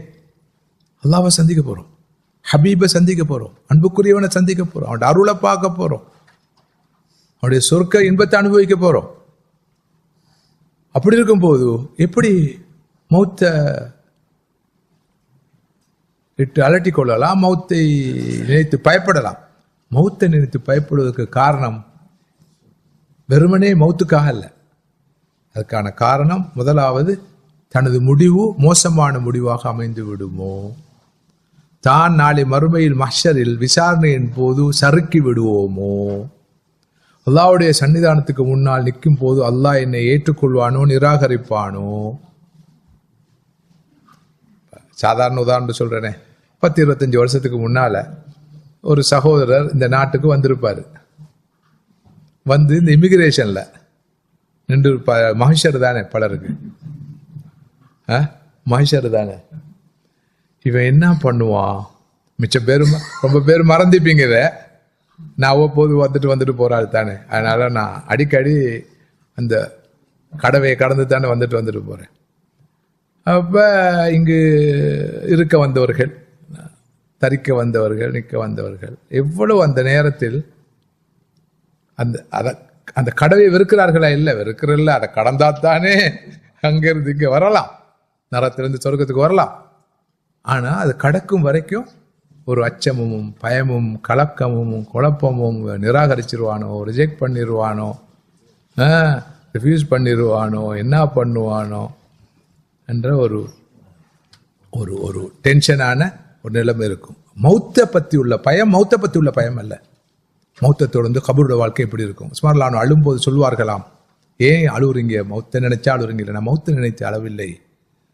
ஒருவருடைய மர்மை வாழ்வின் முதலாவது தரிப்பிடம் மஞ்சில் கபருதான், மண்ணறைதான். இது ஒழுங்கா அமைஞ்சிட்டுண்டா எல்லாம் ஒழுங்கா அமைஞ்சிடும். இதுதான் பிரேக் த்ரூ. கபருடைய வாழ்க்கை ஒருவருக்கு சரியா அமையலண்டா அடுத்தடுத்த கட்டங்கள் எல்லாமே படுபயங்கரமாகவே அதை விட மோசமா இருக்கும். கபருடைய அந்த வாழ்க்கையை விட மோசமா இருக்கும் அடுத்தடுத்த கட்டம். எனவேதான் நான் கபர் நினைச்சு நடுங்குறேன், பயப்படுறேன்.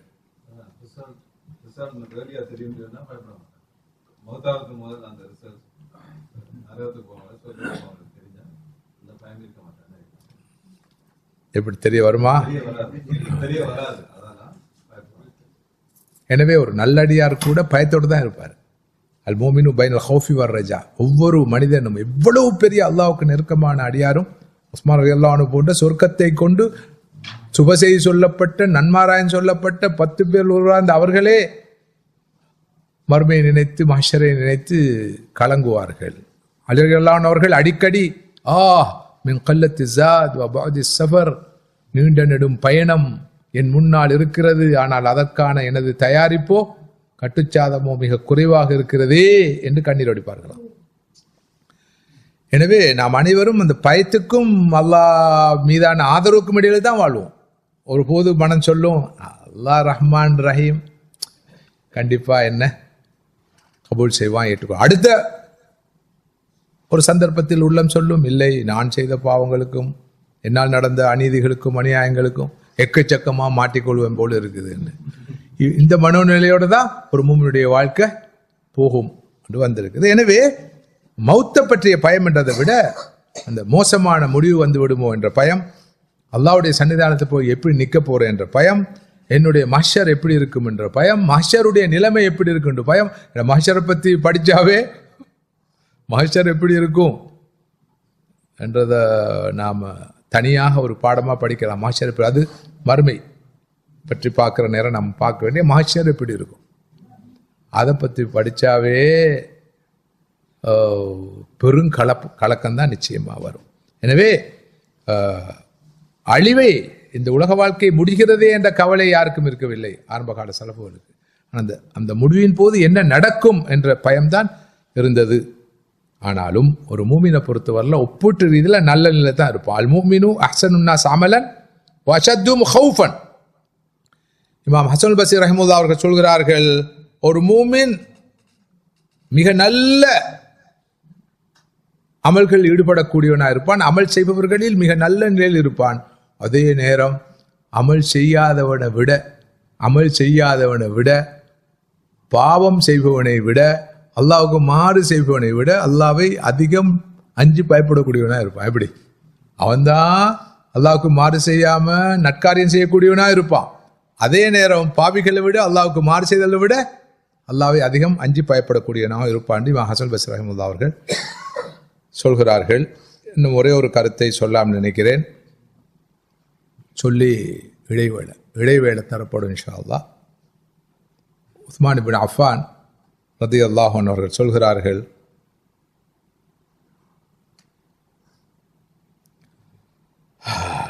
நான் சொர்க்கத்துக்கும் நரகத்துக்கும் இடையில இருக்கிறேன். நான் சொர்க்கத்துக்கும் நரகத்துக்கும் இடையில் இருக்கிறேன். சொல்றவர் யார்? உஸ்மான் அவர்கள். யார்? சொர்க்கத்தை கொண்டு சுபசெய்தி சொல்லப்பட்டவங்க. அதாவது சொர்க்கம் அவர்களுக்கு வாக்களிக்கப்பட்டாச்சு.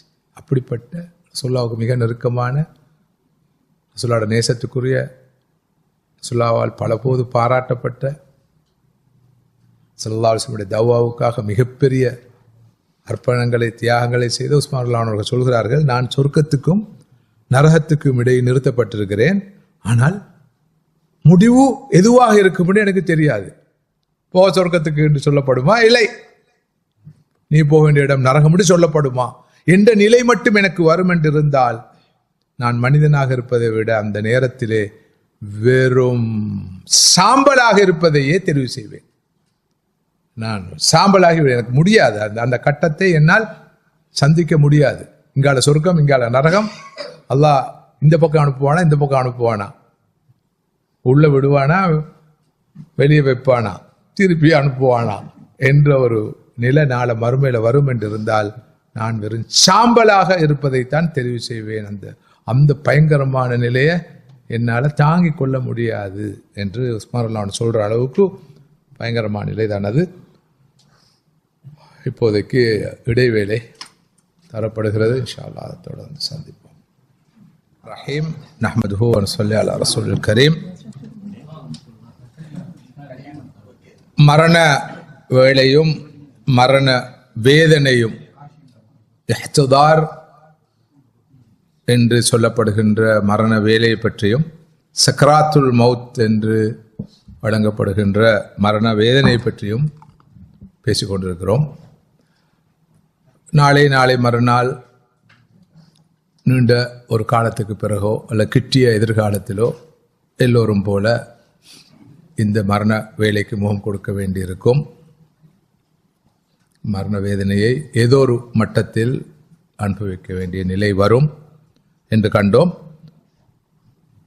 எந்த ஒரு மனிதனை பொறுத்தவரையிலும் கண்டிப்பாக கட்டாயமாக அவர் மரண வேலையை சந்திப்பது போல மரண வேதனையையும் அனுபவிக்க வேண்டியிருக்கும். அவர் மூமினாக இருந்தாலும் சரி, மூமின் அல்லாதவராக இருந்தாலும் சரி, அது கடுமையாகவும் இருக்கும்.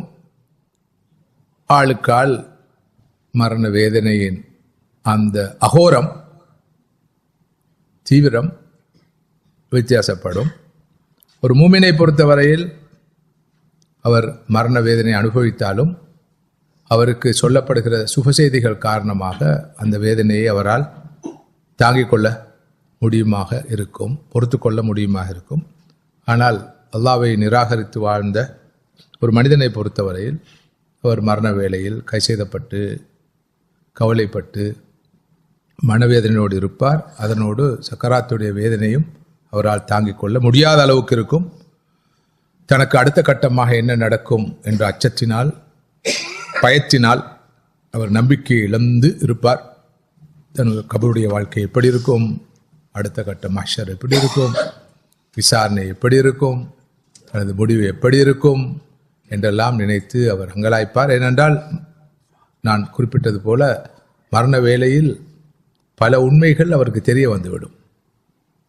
அந்த கட்டத்தில் யாரும் அறியாமல் இருக்க மாட்டார்கள். இப்போது இருக்கிற மயக்கம், குழப்பம் எல்லாம் தெளிவாகி விட்ட ஒரு கட்டம். எனவே அவருக்கு அடுத்தடுத்த கட்டம் என்ன நடக்கும் என்பது புரிந்துவிடும். அதனால் அவர் நடுநடுங்கிக் கொண்டிருப்பார். ஆனால் ஒரு மூமினை பொறுத்தவரையில் அவர் இறை விசுவாசியாக இருந்த காரணத்தினால் அவருக்கு அச்சம் பயம் இருந்த போதிலும் கூட அல்லாஹ்வுடைய அருளிலே அவர் நம்பிக்கை கொண்டவராக இருப்பார்.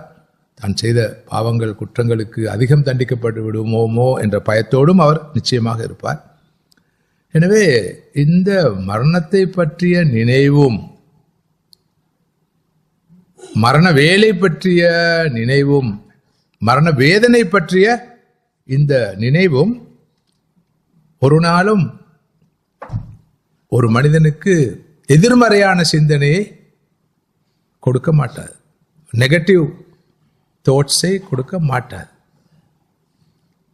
மரணத்தை நினைக்கிற காரணத்தினால் ஒருவர் நம்பிக்கை இழந்து இடிந்து விழுந்து நிராசை அடைந்து செயல் இழந்து இயக்கம் இழந்து ஒரு மூலையில் குந்திவிட மாட்டார். மாற்றமாக இந்த யதார்த்தத்துக்கு முகம் கொடுக்க வேண்டும் என்ற வகையிலே அவர் அவசரமாக தௌபா செய்வார், இஸ்திக்பார் செய்வார், அல்லாஹ்வின் பக்கம் திரும்புவார், அல்லாஹ்வின் பாதைக்கு மீளுவார், தனது உள்ளத்தை ஆத்மாவை சீர் செய்து கொள்வார், ஒழுங்குபடுத்திக் கொள்வார். அல்லாஹ்வை சந்திப்பதற்கு மிக தீவிரமாக வேகமாக அவர் இயங்க ஆரம்பிப்பார், தன்னை தயார்படுத்திக் கொள்ள ஆரம்பிப்பார். எஞ்சியுள்ள நாட்களை உச்ச நிலையில் பயன்படுத்த வேண்டும் என்ற நிலைப்பாட்டுக்கு வருவார். எனவே மௌத்தை பற்றி மரணத்தை பற்றி சிந்திக்கிற அளவுக்கு, மரண வேலையை பற்றி சிந்திக்கிற அளவுக்கு, மரண வேதனையை பற்றி ஒருவர் அலட்டிக் கொள்கிற அளவுக்கு அவர் பாசிட்டிவான மாற்றங்கள், நேர்மறையான மாற்றங்கள், நல்ல மாற்றங்கள், ஆரோக்கியமான மாற்றங்கள் தான் வரும். மறந்து வாழ்கிற போதுதான் அவர் பொடுபோக்காக வாழ்வார், அசம்பந்தமாக வாழ்வார், தான் தோண்டித்தனமாக வாழ்வார். அதுதான் மிகப்பெரிய உண்மை. எனவேதான் நேற்று மிக விரிவாக மரண சிந்தனை எந்த அளவு தூரம் நம்மை புடம் போட்டு நெறிப்படுத்தி வழிப்படுத்தி சமைத்து உருவாக்கி எடுப்பதற்கு நேர்வழிப்படுத்துவதற்கு துணை புரியும் என்று கண்டோம். இப்போது நாம ஹயாத்தோடு இருக்கிறோம், மற்றொருவர் மரண படுக்கையில் இருக்கிறார், ரோகு பிரியும் உயிர் பிரியும் தருவாயில் இருக்கிறார். இந்த கட்டத்தில் நாம் அவருக்கு செய்ய வேண்டிய சில கடமைகள் இருக்கின்றன. அப்போதான் அடுத்தவர்கள் நாம் அந்த நிலைக்கு செல்லும் போது நமக்குரிய கடமைகளை நிறைவேற்றுவார்கள். அந்த வகையில் சுருக்கமாக மரண படுக்கையில் இருக்கின்ற சக்கராத்தை அனுபவித்துக் கொண்டிருக்கிற ஒருவருக்கு நாம் செய்ய வேண்டிய சுன்னத்தான அந்த கடமைகள் என்ன என்பதை சுருக்கமாக செறிவாக மேலோட்டமாக சொல்லிக்கொண்டு போகலாம் நினைக்கிறேன். இது அமைதியாக இருந்து ஒரு ஒர்க் ஷாப்பாக நடத்த வேண்டிய ஒரு பாடம் என்றாலும் இதில் சில பல விஷயங்கள் நமக்கு ஏலவே ஓரளவு தெரிந்தவை. அவற்றை கொஞ்சம் வலியுறுத்தி சொல்லும் வகையில் சில விஷயங்களை சொல்லிக் கொடுப்போம். முதலாவதாக ஒருவர் மரணப்படுக்கையில் இருந்தால், சக்கராத்துடைய வேலையில் இருந்தால், அந்த இடத்துல போய் வீணான பேச்சுக்களை பேசிக்கொண்டு அவரை பற்றியோ அவருடைய வாழ்க்கையை பற்றியோ அவர் எப்படி இருந்தார் என்பதை பற்றியோ எப்படி இருக்க வேண்டிய மனுஷன் என்பதை பற்றியோ எப்படி இருந்த ஆள் என்பதை பற்றியெல்லாம் பேசக்கூடாது. ஏனென்றால் அவர் மரணப்படுக்கையில் இருந்தாலும் பல போது பேசப்படும் விஷயங்கள், சொல்லப்படும் விஷயங்கள், கலந்துரையாடப்படும் விஷயங்கள் அவருக்கு புரியும், விளங்கும். அது அவரிலே அனாவசியமான பாதிப்புகளை ஏற்படுத்தும். அவருடைய சிந்தையை அது குழப்பும். எனவே மரணப்படுக்கையில் ஒருவர் இருக்கிறார் என்பது உறுதியாகிவிட்டால், தெரிந்துவிட்டால், அவருக்கு லா இலாஹ இல்லல்லாஹ் என்ற கலிமாவை சொல்லிக் கொடுக்க வேண்டும். அமைதியாக சத்தமில்லாமல் ஆறுதலாக அவருக்கு லா இலாஹ இல்லல்லாஹ் என்ற கலிமாவை சொல்லிக் கொடுக்க வேண்டும். சஹீஹ் முஸ்லிம் உட்பட பல கிரந்தங்களிலே மிக தெளிவாக ஸல்லல்லாஹு அலைஹி வஸல்லம் சொல்லியிருக்கிறார், லக்கினு மௌதாக்கும் லா இலாஹ இல்லல்லாஹ். மரணப்படுக்கையில் இருப்பவர்களுக்கு நீங்கள் லா இலாஹ இல்லல்லாஹ் என்ற கலிமாவை சொல்லி கொடுங்கள். ஏனென்றால் மன் கான ஆஹிரு கலாமிஹி லா இலாஹ இல்லல்லாஹ் தஹலல் ஜன்னah, யாருடைய கடைசி வார்த்தையாக வசனமாக அவர் சொல்லும் வாசகமாக லா இலாஹ இல்லல்லாஹ் என்பது அமைகிறதோ அவர் சுவனம் நுழைவார். இப்போ நாம் நினைக்கலாம், ஒரு சாதாரண வசனம் தானே, அந்த நேரம் சொல்லிடுவோம், சொன்னா போச்சு, சொர்க்கம் தானே. ஆனால் அந்த நேரத்தில் அந்த வசனம் வரணுமே, ஞாபகம் வர வேண்டும், வாயில் வர வேண்டும், நாவில் வர வேண்டும், நாவு மொழிய வேண்டும். அவரே நினைத்து சொல்லுவார் மொழிவார் என்றிருந்தால் 100 அலா 100. ஆனால் பல போது பலர் சொல்லி கொடுத்தாலும் சொல்ல மாட்டார்கள். ஆ ஓ என்று வாழுங்காலத்தில் சங்கீதத்தோடு வாழ்ந்தவர், குத்தோடு வாழ்ந்தவர், கும்மாளத்தோடு வாழ்ந்தவர், கடைசி நேரத்தில் லா இலாஹ இல்லல்லாஹ் சொல்ல போறாரு. லா இலாஹ இல்லல்லாஹ்வின் அடிப்படையில் வாழ்ந்தவர், அந்த ஒருரை கொள்கையின் அடிப்படையில் வாழ்ந்தவர், அந்த நம்பிக்கையில் வாழ்ந்தவர் தான் அந்த நேரத்திலும் கலிமாவை சொல்வார். சொல்லப்படுகிற போது அவர் திருப்பி சொல்வார்.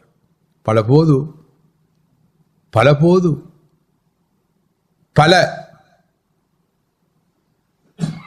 சக்கராத்துடைய வேளையில் இருந்தவர்களுக்கு கலிமா சொல்லிக் கொடுக்கப்பட்ட போது அதனை அவர்கள் சொல்லவில்லை என்பது மாத்திரமல்ல, அதுக்கு மாற்றமான சில வசனங்களை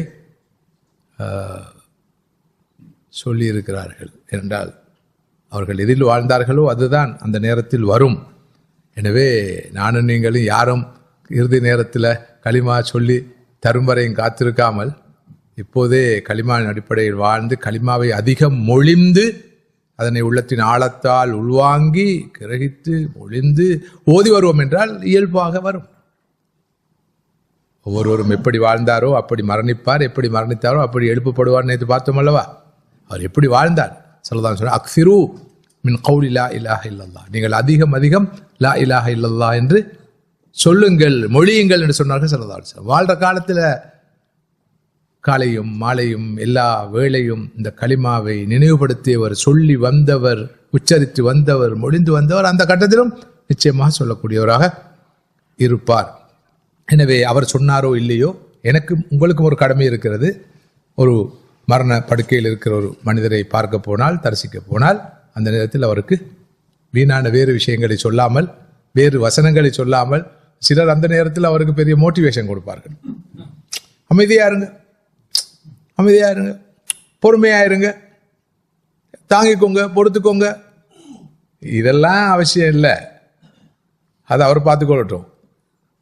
அவருக்கு அந்த நேரத்தில் நாம அமைதியாக கலிமாவை சொல்லிக் கொடுக்க வேண்டும். இது ஸல்லல்லாஹு அலைஹி வஸல்லம் ஒரு முக்கியமான வழிகாட்டல். அடுத்ததாக அவரை உடனடியாக கிபிலாவின் பக்கம் திருப்பி அவரை படுக்க வைக்க வேண்டும். வலப்பக்கமாக சாய்த்து கிபிலாவின் பக்கமாக அவரை படுக்க வைக்க வேண்டும். இதுவும் ஸல்லல்லாஹு அலைஹி வஸல்லம் அவர்களுடைய ஒரு சுன்னா வழிகாட்டல். அடுத்ததாக கலிமாவை சொல்லிக் கொடுப்பது போலவே அவருக்கு பக்கத்தில் இருந்து சூரா யாசீனை ஓதுவதும் ஒரு சுன்னா. இக்ரஉ யாசீன் அலா மௌதாக்கும் என்று சொன்னார்கள் ஸல்லல்லாஹு அலைஹி வஸல்லம் அவர்கள். நீங்கள் மரணப்படுக்கையில் சக்கராத்துடைய வேளையில் இருப்பவரிடம் போய் சூரா யாசீனை ஓதுங்கள் சொன்னார்கள். சூரா யாசீன் கல்புல் குர்ஆன், குர்ஆனுடைய இதயம் என்று வர்ணிக்கப்படும் சூரா. சூரா யாசீனுடைய முழு மெசேஜும் நமது அகீதாவை, நமது நம்பிக்கையை முன்வைக்கும் வகையில் அமைந்திருக்கின்றன. நிச்சயமாக இந்த முஹம்மது ஸல்லல்லாஹு அலைஹி வஸல்லம் அவர்கள் அல்லாஹ்வுடைய தூதர் தான். இவர் கொண்டு வந்த இந்த குர்ஆன் அல்லாஹ்வுடைய வேதம் தான். மறுமை ஒன்று கண்டிப்பாக உண்டு.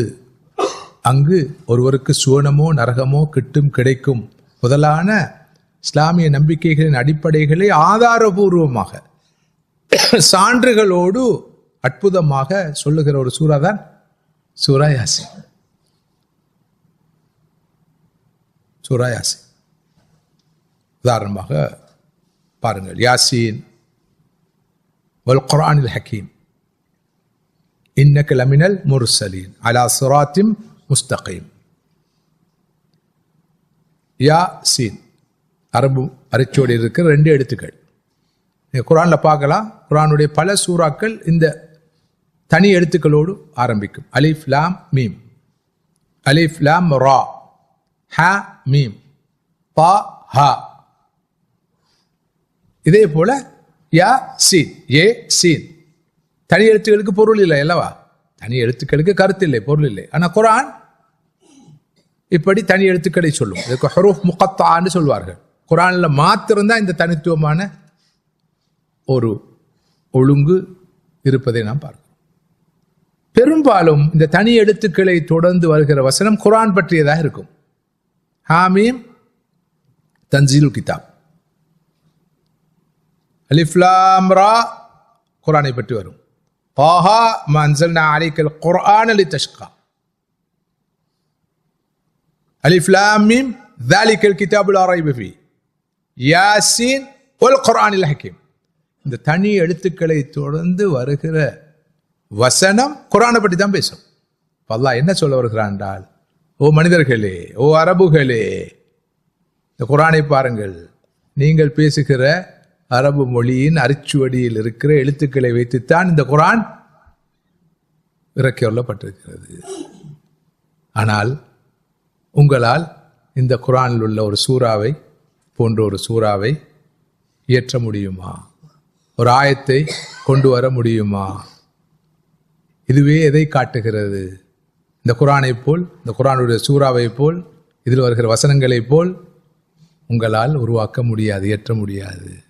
எனவே நிச்சயமாகவே இது அல்லாஹுடைய வசனங்களாகத்தான் இருக்க முடியும். யாசீன் வல் குர்ஆனில் ஹக்கீம். யாசீன், இந்த ஞானம் நிறைந்த குர்ஆன் மீது சத்தியமாக, ஞானம் நிறைந்த குர்ஆன் மீது சத்தியமாக. இந்த அரபு எழுத்துக்களால் உங்களுக்கு பரிச்சயமான, உங்களது மொழியான இந்த அரபு மொழியில் அமைந்த எழுத்துக்களால் உருவாக்கப்பட்ட இந்த குர்ஆன் மீது சத்தியமாக என்றால் அரபிகள் ஏற்றுக்கொண்டார்கள். இப்படியான ஒரு குர்ஆனை எங்களால் உருவாக்க முடியாது. ஒரு சூறாவை கூட கொண்டு வர முடியாது. சில ஆயத்துகளை கூட, வசனங்களை கூட நம்மால் இயற்ற முடியாது என்று ஏற்றுக்கொண்டார்கள். இன்னக லமினல் முர்சலீன். எனவே இந்த குர்ஆன் மீது சத்தியமாக நபியே நீங்கள் அல்லாஹ்வுடைய தூதர் தான் என்றால் இப்படியான குர்ஆனை உங்களால் கொண்டு வர முடியாது. இப்போ நீங்கள் கொண்டு வந்திருக்கிறீர்கள் என்றால் நிச்சயமாக நீங்கள் இறைவனுடைய வேதத்தை பெற்றோராகத்தான் இருக்க வேண்டும். நீங்கள் கொண்டு வந்திருக்கிற அந்த குர்ஆன் அவன் இறக்கியவர்களாகத்தான் இருக்க வேண்டும். இப்போ பாருங்க, ஒருவர் மரணப்படுக்கையில் இருக்கிறார், மௌத்து உடைய வேலையில் இருக்கிறார், சக்கராத்துடைய வேலையில் இருக்கிறார். நாங்கள் இப்போ சூரா யாசீனை அவருக்கு ஓதுறோம். யாசீன் கேட்டுக்கொண்டு இருக்கிறார். யாசீன் அரபு அல்பபெட்ஸில் இருக்கிற 2 எழுத்துக்கள், ஏ என்ற எழுத்தும் சீன் என்ற எழுத்தும். வல் குர்ஆனில் ஹக்கீம், அந்த எழுத்துக்களால் ஆன இந்த குர்ஆனை பாருங்கள், அது எவ்வளோ ஞானம் நிறைந்ததாக இருக்கிறது. இது போன்ற ஒரு குர்ஆனை மனிதர்களால் கொண்டு வர முடியுமா? இதில் உள்ள ஒரு வசனத்தையாவது உருவாக்க முடியுமா? எனவே நிச்சயமாக இந்த குர்ஆன் இறைவனால் இறக்கி வரப்பட்டதான் இருக்கும். நிச்சயமாக ஹக்கன் இன்னக லமினல் முர்சலீன். எனவே நபியே, நிச்சயமாக நீங்கள் சாதாரண மனிதர் அல்ல, ஒரு இறை தூதராகத்தான் இருக்க வேண்டும். இறை தூதராக நீங்கள் இறைவனால் தெரிவு செய்யப்பட்டு அவனால் தரப்பட்ட குர்ஆனை தான் கொண்டு வந்து தந்து. உண்மைதான், முஹம்மது ஸல்லல்லாஹு அலைஹி வஸல்லம் அல்லாஹ்வுடைய தூதர் தான். அலா சிராத்தி முஸ்தகீம். நபியே, நீங்கள் நேரான பாதையில் இருக்கிறீர்கள், சரியான பாதையில் இருக்கிறீர்கள். நீங்கள் கொண்டு வந்த இந்த மார்க்கம் தான் சரியான மார்க்கம். உண்மைதான். தன்சீல் அசீஸ் அர் ரஹீம், இது யாரிடமிருந்து இறக்கி வரப்பட்டது? அல் அசீஸ் அர் ரஹீம், அனைத்து மீதும் ஆதிக்கம் செலுத்துகின்ற அளவிலாத அன்பால் நான் அல்லாஹ்வினால் இறக்கி வரப்பட்டது. நமது அந்த ஈமான் சொல்லுமே, யா அல்லாஹ், ஈமானோடு இஸ்லாத்தோடு நமது முடிவை ஆக்கியால் புரிவார், கலிமாவோடு ஆக்கியால் புரிவார். வாயால கேட்டு ஈமானோடு இஸ்லாத்தோடு மௌத்தா முடியாது. வாயால கேட்டு இல்லை, சூரா யாசின் விளங்கணும். விளங்கினா தானே. இப்போ உதாரணமா ஒரு கட்டுரையை நம்ம வாசி காட்டுறோம், ஒரு பேச்சை போட்டு காட்டுறோம், அந்த நேரம் தானே நம்ம இப்படி கிரகிக்கிறோம். இப்போ நான் இப்போ பேசிக்கொண்டு போகிற நேரம் எஸ் உண்மைதான், சரிதான், அப்படிதான் இருக்கும்னு சொல்லி. ஆனால் இப்படியா குர்ஆனை நம்ம ஓதுறோம், ஓதி காட்டுறோம். எப்படி ஓதுறோம்? அதுவே மிஷாலம் பிஸ்மில்லாஹிர் ரஹ்மானிர் ரஹீம் யாசின் குர்ஆன் இப்போ நீ ஓது யாசின் அங்க சக்கராத்தால் உள்ளவர் உண்மைதான். அரபு அரிச்சுவடியினால் ஆனது. இதனுடைய அத்தியாயங்கள் அற்புதமானவை, மனிதனால் இயற்ற முடியாதவை. வசனங்கள் அற்புதமானவை, மனிதனால் இயற்ற முடியாதவை. இதை கொண்டு வந்து முஹம்மது நபியாகத்தானே இருக்க வேண்டும். உண்மைதானே? இது ரஹ்மானான அல்லாஹ்வினால், அசீஸான ரஹீமான அல்லாஹ்வினால் இப்படி வருமா அவனுக்கு? அந்த நேரத்தில் வாழ்க்கையில் எப்பயாவது சூரா யாசின் இப்படி பார்த்துருக்கிறான் அவன். இவனுக்கு ஒன்றே ஒன்று தான் தெரியும், மண்டையை போட்டால் யாசினை ஓதுங்க. அதுல இன்ட்ரெஸ்டிங், மௌத்துடைய வேலையில யாசின் ஓதுறது புரிஞ்ச போறதுதான். அவரை சொர்க்கத்துக்கு அனுப்புறதுக்கு, அவரை சொர்க்கத்துக்கு அனுப்புதான் யாசின் ஓதுறது. இன்ட்ரெஸ்டிங் என்னண்டா, ஒரு சாதார் ஒரு சாரார் மௌத்துக்கு போறோம் ஓதுறல்ல, மௌத்துக்கு முந்தைய ஓதுறல்ல, மௌத்துடைய வேலையில ஓதுறல்ல, போ யாசீனே கிடையாது, பிதா திட்டு போய்த்துருவான். அங்க ஹதீஸ் இருக்கு. சரி, இன்னொரு சாரார் குறைஞ்சபட்சம் மௌத்துக்கு போறவாவது ஓதுறான். விரல் விட்டு எண்ணக்கூடியவங்க இல்ல, சக்கராத்துடைய வேலையில ஓதுறவங்க. ஓதுறவர்களையும் எத்தனை பேருக்கு இந்த பார்வை இருக்குது? இந்த நேரத்தில் அவருக்கு இஸ்லாத்துடைய தூதை, ஈமானை, அகைதாவை, நம்பிக்கையை கொடுக்க வேண்டும். அந்த நம்பிக்கையை பசுமையாக உள்ளத்தில் ஏந்திய நிலையில் அவருடைய ரூஹ் பிரிவதை உத்தரவாதப்படுத்த வேண்ட பார்வையோடு, அந்த அர்த்தத்தோடு, அர்த்த புஷ்டியோடு. யார் சூரா யாசின் ஓதிக்க? யாராவது இதுவரை ஓதினவங்க சொல்லுங்க பார்ப்போம். நீங்க அந்த நோக்கத்தோடு ஓதினால் அந்த ஆளுக்கு விளங்கணுமே, அவருக்கு என்ன விளங்கும்? இந்த அளவுக்கு தான் நம்முடைய ஆன்மீக வாழ்க்கை இருக்குது. ஒரு வகையான போலியான, பொய்யான, காஞ்ச, வறண்ட, வெறும் ரிச்சுவல்ஸோட கூடின ரிச்சுவல்ஸ், வெறும் கிரியைகள். ஓதுறதும் கிரிய, கேட்கறதும் கிரிய, எல்லாமே கிரிய தான். ஒன்றும் குறைஞ்சபட்சம். ஆனா என்னதான் சொன்னாலும் டிரான்ஸ்லேஷன் ஒரு மனிதனில் ஏற்படுத்துகிற தாக்கத்தை விட ஒப்பிட்டு சொல்ல முடியாத அளவுக்கு குர்ஆனுடைய ஆயத்துகள் தான் அந்த நேரத்தில் தாக்கத்தை ஏற்படுத்தும். என்ற குர்ஆனுடைய ஆயத்துக்கு தனியான தாக்கம் இருக்குது. கருத்து புரிஞ்சாலும் புரியாட்டியும் அதுக்கு ஒரு தாக்கம் இருக்குது. ரெண்டாவது, அதன் கருத்து புரியப்படுகிற போது ஏற்பட்ட தாக்கம், உள்வாங்கப்படுகிற போது ஏற்பட்ட தாக்கம். அந்த நேரம் தான் அவர் ஈமான் சலாமத்தா மௌத்தாவுவார். யாசீன் வல் குர்ஆனில் ஹக்கீம் இன்னக லமினல் முர்ஸலீன் அலா ஸிராத்தின் முஸ்தகீம் தன்சீலல் அஸீஸிர் ரஹீம் லிதுன்திர கௌமம் மா உன்திர ஆபாஹும் ஃபஹும் காஃபிலூன். அந்த காலத்தில், அண்மை காலம் வரைக்கும் இஸ்லாமிய உலகத்தில் குர்ஆனே ஓத தெரியாதவனை பொறுத்தவரையிலையும் 99% ஆக்களுக்கு சூரா யாசின் வாய்ப்பாடும். ஆமா, 99.9 பேருக்கு சூரா யாசின். இப்ப குறைஞ்சபட்சம் பாடமா இந்த சூரா யாசின் ஒருத்தனுக்கு பாடம் இல்லை. போ, இப்ப ஒன்றும் இல்லை பாடம். இப்ப எது குலுவல்லாவது குலபின்னாஸ் ஓதியாச்சு, முடிஞ்சு கலாஸ். இந்த மகத்தான சமூக மாற்றத்தை ஏற்படுத்திய பெருமை நம்மை சாரும். சூரா யாசீனை ஓதுவதனால் நன்மைகள் உண்டு. அப்ப சிலர் அலா மௌத்தாக்கு உண்டு வந்ததால இந்த ஹதீஸை இப்படி மொழிபெயர்க்கிறாங்க, மௌத்தான பிறகும் சூரா யாசீனை அவர்களுக்கு ஓதலாம் என்று. ஆனால் எம்மை போன்ற முற்போக்கான சிந்தனையாளர்கள் அந்த சக்கராத்துடைய வேளையில், இறுதி வேளையில் ஓதுவதுதான் ஸல்லல்லாஹு அலைஹி வஸல்லம் சொல்லப்பட்ட விஷயம் என்று சொல்லுவோம். எப்படியோ அந்த கடைசி நேரத்தில் களிமா சொல்லி கொடுக்குற மாதிரி அமைதியாக இருந்து குர்ஆனை ஓதுவது வரவேற்கத்தக்கது. குறிப்பாக சூரா யாசீனை ஓதுவது நல்லது. அவருடைய ஈமான் சலாமத்துக்கு அது உதவும். அந்த இறை நம்பிக்கையோட இஸ்லாத்துடைய அடிப்படையான நம்பிக்கைகள் 3 அல்லவா? ஒன்று தௌஹீத் என்ற ஓரிரை கொள்கை, இரண்டாவது ரிசாலத் என்ற தூதுத்துவம், மூன்றாவது மஆத் ஆஹிரா என்ற மரணத்துக்கு பின் உள்ள வாழ்க்கை பற்றிய நம்பிக்கை தான் பேசிக். இந்த 3ஐயும் ஆதாரபூர்வமாக அழகாக நிறுவும் வகையில் தான் சூரா யாசீன் அமைஞ்சிருக்கு. அதனால் தான் நபி அவர்கள் சூரா யாசீனை கல்புல் குர்ஆன், குர்ஆனுடைய இதயம் என்று சொன்னார்கள். அதனை மரணப்படுக்கையில் இருப்பவர்களுக்கு ஓதுங்கள் என்று சொன்னார்கள் என்று விளக்கம் சொல்வார். அடுத்தது, இப்ப மௌத்தாயிட்டார், களிமா சொல்லி கொடுத்தாச்சு, சூரா யாசீன் ஓதிக்கொண்டிருக்கும் போதே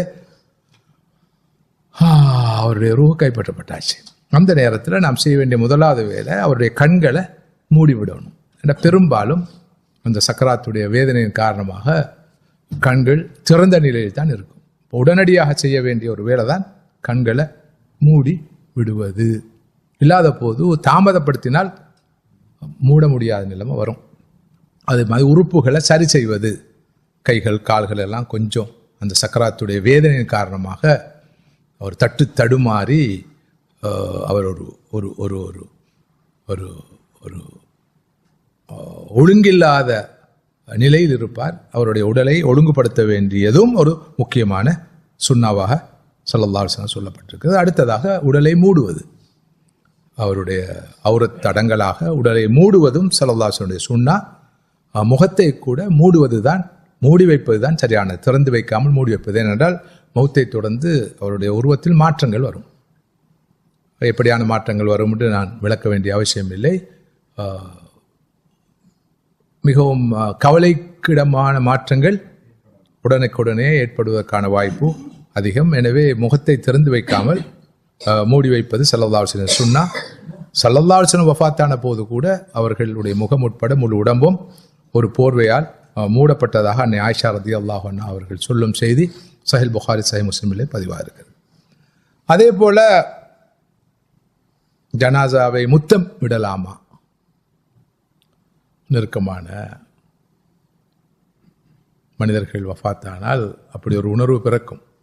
தாய், தகப்பனார், சகோதரன், சகோதரி, நெருங்கிய நண்பன், ஒரு அறிஞன், ஆலிம், நமது ஒரு வழிகாட்டி, ஒரு ஷேக், இப்படிப்பட்டவர்கள் வஃபாத்தானா அந்த நேரத்தில் முத்தமிடலாமா என்றால் முத்தமிடுவதற்கும் அனுமதி இருக்கிறது. ஸல்லல்லாஹு அலைஹி வஸல்லம் அவர்கள் உஸ்மான் இப்னு மத்ஊன் ரலியல்லாஹு அன்ஹு அவர்களுடைய ஜனாசாவை போய் பார்த்தபோது அவரை முத்தமிட்டதாக பார்க்கிறோம். ரசூலுல்லாஹி ஸல்லல்லாஹு அலைஹி வஸல்லம் மௌத்தானவுடன் அபூபக்கர் சித்தீக் ரலியல்லாஹு அன்ஹு அவர்கள் உணர்ச்சி வசப்பட்டு கண்ணீர் வடித்தவாறு ஸல்லல்லாஹு அலைஹி வஸல்லம் அவர்களுடைய நெற்றியை, இந்த இடத்தை, 2 கண்களுக்கு இடைப்பட்ட இந்த இடத்தை போய் யா நபியா யா சஃபியா, நமது நபியே, தெருவிலும் தெரிவானவரே, அல்லாஹ்வினால் தெரிவு செய்யப்பட்ட மாமனிதரே என்று கதறியவர்களாக முத்தமிட்டதாக வரலாற்றில் பார்க்கிறோம். எனவே முத்தமிட வேணும் என்பதல்ல, முத்தமிடலாம். அதை நாம் பிழை என்று, மார்க்கத்துக்கு முரணானது என்று, சுன்னாவுக்கு முரணானது சொல்வதற்கு இல்லை. அதே போல அவர் வஃபாத்தாகி விட்டார் என்பது உறுதியாகிவிட்டால் எவ்வளவு அவசரமாக அவருடைய ஜனாசாவுக்குரிய கடமைகளை நிறைவேற்ற முடியுமோ, ஜனாசாவை தயார்படுத்த முடியுமோ, தயார்படுத்தும் விஷயத்தில் ஈடுபட வேண்டும். அதுக்கு பல நியாயங்கள் உண்டு. ஒன்று, அந்த ஜனாசா ஒரு சீதேவியான நல்ல ஜனாசாவாக இருந்தால் அது அனுபவிக்க இருக்கின்ற அந்த சுவன இன்பத்தை அனுபவிப்பதற்கு தடையாக இருக்கக்கூடாது, தாமதப்படுத்தக்கூடாது. ஒரு பாவியான ஜனாசாவாக இருந்தால் ஏன் அதை நாம் சுமக்கணும்? அதை கொண்டு போய் இறக்கிறது தான் நல்லது. அதனோடு ஒரு முக்கியமான காரணம் இருக்கிறது. வஃபாத்தை தொடர்ந்து உடல்நிலை ரொம்ப மோசமாக மாறும், வேகமாக மாறும். சில மணி நேரங்களிலேயே ஒரு ஜனாசாவுடைய நிலைமை மாறிவிடும். எனவே அத்தகைய ஒரு நிலை வருவதற்கு முன்னால் இவ்வளவு அவசரமாக ஒரு ஜனாசாவுக்குள்ள கடமைகளை நிறைவேற்றி அதனை அடக்கம் செய்ய முடியுமோ அடக்கம் செய்ய வேண்டும். அலி ரலியல்லாஹு அன்ஹுவை பார்த்து ஸல்லல்லாஹு அலைஹி சொன்னார்கள், ஸலாசுன் லா துஅখিরஹா, 3 விஷயங்களை தாமதப்படுத்தாதீர். அஸ்ஸலா இதா அத்தத், தொழுகை நேரம் வந்துவிட்டால் அதை தாமதப்படுத்தக்கூடாது. வல் ஜனாசா இதா ஹதரத், ஒரு வஃபாத்தாகிவிட்டால் அடக்கம் செய்வதை தாமதப்படுத்தக்கூடாது. ஒரு பெண் பிள்ளைக்கு தகுதியான வாழ்க்கை துணை அமைந்து விட்டால் நிக்காஹ் செய்து வைப்பதை தாமதப்படுத்தலாகாது என்று ஸல்லல்லாஹு அலைஹி சொன்னார்கள். அதே போல ஒரு ஜனாசாவுக்கு வாழுகின்ற நானும் நீங்கள் நிறைவேற்ற வேண்டிய முக்கியமான மற்றும் ஒரு கடமைதான், உடனடியாக நிறைவேற்ற வேண்டிய கடமைதான், கடன் இருந்தால், அந்த ஜனாசா கொடுக்க வேண்டிய கடன்கள் இருந்தால் அவருக்கு நாங்கள் நிறைவேற்ற வேண்டிய மிகப்பெரிய கடப்பாடு, ஒரு தார்மீக கடப்பாடு, அவருடைய கடனை நிறைவேற்றுவது. அவருடைய பொருளிலிருந்தோ செல்வத்திலிருந்தோ அல்லது வேறொரு வழியிலோ மற்றொரு வழியிலோ அவருடைய கடன் கண்டிப்பாக நிறைவேற்றப்பட வேண்டும். பாரதூரமான ஒரு விஷயம்தான் கடன். இந்த அளவுக்கு என்றால் ஸல்லல்லாஹு அலைஹி வஸல்லம் அவர்கள் சில சஹாபாக்களுக்கு கடன் இருந்தது என்று கேள்விப்பட்டவுடன் அவருக்கு தொழுவிப்பதை, ஜனாசா தொழுவிப்பதை தவிர்த்து கொண்டார்கள். அவருக்குரிய கடன் அடைக்கப்பட்டு விட்டது என்று சொல்லப்பட்ட பிறகுதான் ஸல்லல்லாஹு அலைஹி வஸல்லம் அவர்கள் ஜனாசாவை தொழுவித்தார். கடன் என்பது சாமானியமானதல்ல. ஆனால் நாங்கள் ஒருவர் மரணித்து விட்டால் எல்லா வேலையும் செய்கிறோம். ஆனால் அவருக்குள்ள அந்த கடப்பாடுகளை, கமிட்மெண்ட்ஸ் இருக்குது தானே, குறிப்பாக கொடுக்கல் வாங்கல் சம்பந்தப்பட்ட கமிட்மெண்ட்ஸை ரொம்ப தாமதமாகத்தான் பார்க்குறோம். ஆனால் உடனடியாக நிறைவேற்றப்படணும். இந்த அளவுக்கு அவருக்கு கடன் இருந்தால் தொழுவிப்பது கூட பிரச்சனை. என்னதான் ஸல்லல்லாஹு அலைஹி வஸல்லம் அவர்கள் தொழுவிக்கவில்லை. ஆனால் கடைசியாக செய்கிற வேலையாக தான் நம்ம அதை செய்வோம். எல்லாம் முடிச்சு போட்டுட்டு அதை ரகசியமாக போதா குறைக்கி சீக்கிரட்டாக வச்சு கடைசி நேரம் தான் பார்ப்போம், ஒரு கடன் இருக்கா அப்படி இப்படின்னு. ஆனால் ஊர்களில் ஒரு வேலை செய்வாங்க, நான் நினைக்கிறேன் எல்லா ஊர்களில் இருக்குன்னு சொல்லி, இந்த ஜனாசாவை அடக்கிறதுக்கு முன்னால் ஒரு அறிவிப்பு செய்வாங்க. இந்த ஜனாசாவோட ஏதாவது கொடுக்கல் வாங்கல் இருந்தால் தயவு செஞ்சு அவருடைய குடும்பத்தார் இருக்கிறாங்க, அவங்களோட பேசி தீர்த்துக்கோங்க அப்படின்னு சொல்லுவாங்களா இல்லையா? அப்படி சொல்லுவாங்க. அப்படி சொன்னால் மட்டும் போதாது, அந்த கடப்பாடுகள் சரியாக பார்க்கப்பட வேணும் என்ற விஷயம். அடுத்ததாக மிக முக்கியமான ஒரு விஷயம்தான் ஜனாசாவை குளிப்பாற்ற விஷயம். குளிப்பாட்டுவது ஒரு அடிப்படையான ஃபர்து கிஃபாயா. ஃபர்து கிஃபாயாண்டா பொது கடமை, முழு முஸ்லீம் உம்மத்தினதும் கூட்டு கடமை. அது எப்படி குளிப்பாட்டணுண்டு, அதுக்கு என்ன மாதிரி பொருட்கள் பயன்படுத்தப்படணுன்ற சம்பந்தமாக விரிவான விளக்கங்கள் இருக்குது. நேரம் அதற்கு இடம் தர மாட்டாது. பொதுவாக ஜனாசாவை குளிப்பாட்டுகிற போது கவனத்தில் கொள்ள வேண்டிய விஷயம், இந்த ஜனாசா குறிப்பிட்ட ஒருவரை சொல்லி அவரே தனது ஜனாசாவை குளிப்பாட்ட வேண்டும் என்று வசியச் செய்திருந்தால் அவருக்கே அந்த சந்தர்ப்பம் கொடுக்கப்படும். அவர் ஒரு நண்பராக இருக்கலாம், ஆலிமாக இருக்கலாம், ஷேഖா இருக்கலாம், மற்றொருவராக இருக்கலாம், அவருக்கு தான் அந்த சந்தர்ப்பம் கொடுக்கப்பட வேண்டும். இல்லாத போது தந்தைக்கு சந்தர்ப்பம் கொடுக்கலாம். ஒருவருடைய தந்தை ஹயாத்தோடு இருந்து அவருக்கு சந்தர்ப்பம் கொடுக்கப்படணும், தந்தையுடைய தந்தை இருந்து அவருக்கு சந்தர்ப்பம் கொடுக்கப்பட வேண்டும். அதுக்கு பிறகுதான் அடுத்தடுத்தவர்கள், சகோதரர்கள், பிள்ளைகள் இவர்கள் வருவார்கள். பெண்களாக இருந்தால் பெண்களை பொறுத்தவரையிலும் அந்த பெண் வசியச் செய்திருந்தால் இந்த பெண் தான் எனது ஜனாதாவை குளிப்பாட்ட வேண்டும் என்று அந்த பெண்ணுக்கு முன்னுரிமை கொடுக்க வேண்டும். இல்லாத போது குடும்பத்தில் இருக்கிற தாயின் தாய், பிறகு பிள்ளைகள் முதலானவர்களுக்கு, சகோதரிகளுக்கு முக்கியத்துவம் கொடுக்க வேண்டி இருக்கும். அடுத்ததாக ஆண்கள் பெண்களை குளிப்பாட்ட முடியாது, பெண்கள் ஆண்களை குளிப்பாட்ட முடியாது, மஹரமாக இருந்தால் ஒழிய. பாருங்க, ஒரு செய்தி நான் சொல்றேன். இந்த உலக வாழ்க்கைன்றது எவ்வளவு ஒரு போலியானது என்பதற்கு, பொய்யானது என்பதற்கு, ஒரு அர்த்தமில்லாத ஒன்று என்பதற்கு ஒரு உதாரணம் சொல்றேன். நமது ஃபிக்ஹ் பேசுது ஒரு ரொம்ப ரொம்ப மனசுக்கு கஷ்டமான ஒரு செய்தி. ஒரு பெண்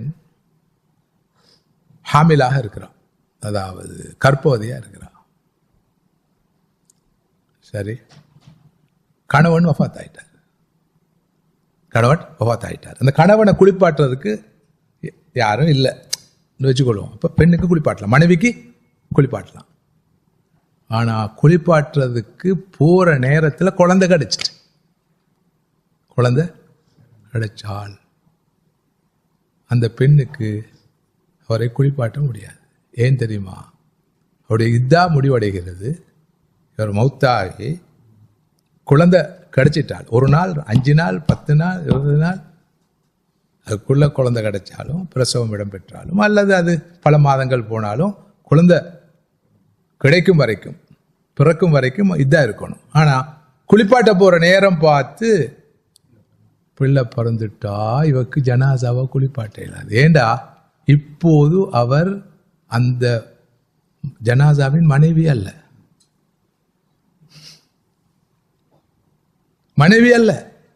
இப்போது அவருக்கு இன்னொரு கல்யாணம் முடிக்கலாம் இல்லையா?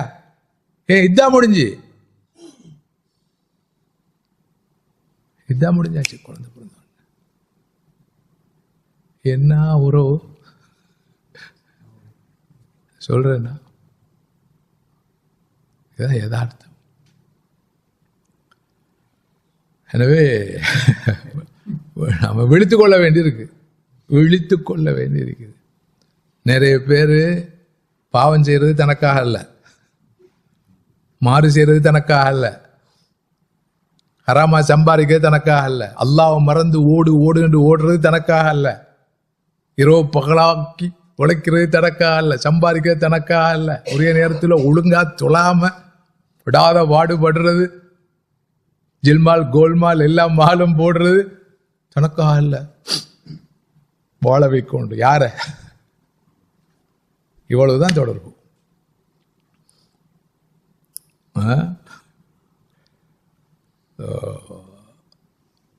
அதனால ரொம்ப ரொம்ப ரொம்ப வெளிப்போடு நடக்க வேண்டிய தேவை இருக்குது.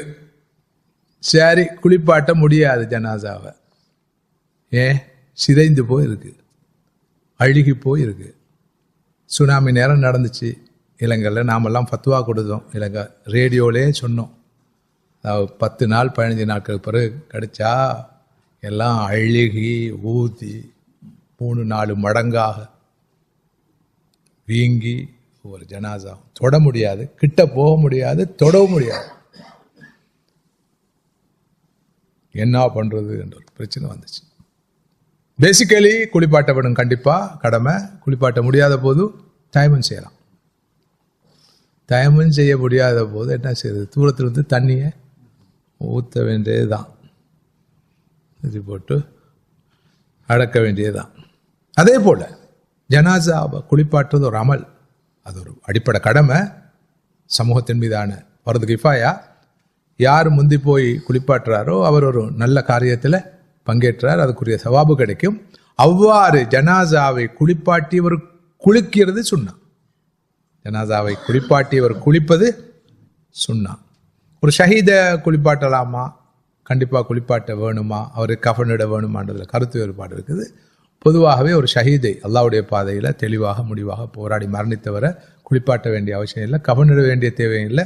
அவர் எந்த ஆடையோடு வஃபாத்தானாரோ அந்த ஆடையோடு அடக்கிறது, அந்த இரத்தத்தோடு அடக்கிறது தான் சரியான மார்க்க நிலைப்பாடாக சொல்லப்பட்டது. சில அறிஞர்கள் அதுக்கு மாற்றமான கருத்துக்களையும் சொல்லியிருக்கார்கள். என்ற அந்த யார் ஷஹீத் என்ற ஒரு பிரச்சனை வரும் தானே. ஷஹாதத்துடைய பல வகைகள் உண்டு. நீங்கள் சஹீஹ் புகாரியை பார்த்தா ஷஹாதத்துகள் கிட்டத்தட்ட 40 வகையான ஷஹாதத்துகள் இருக்குது.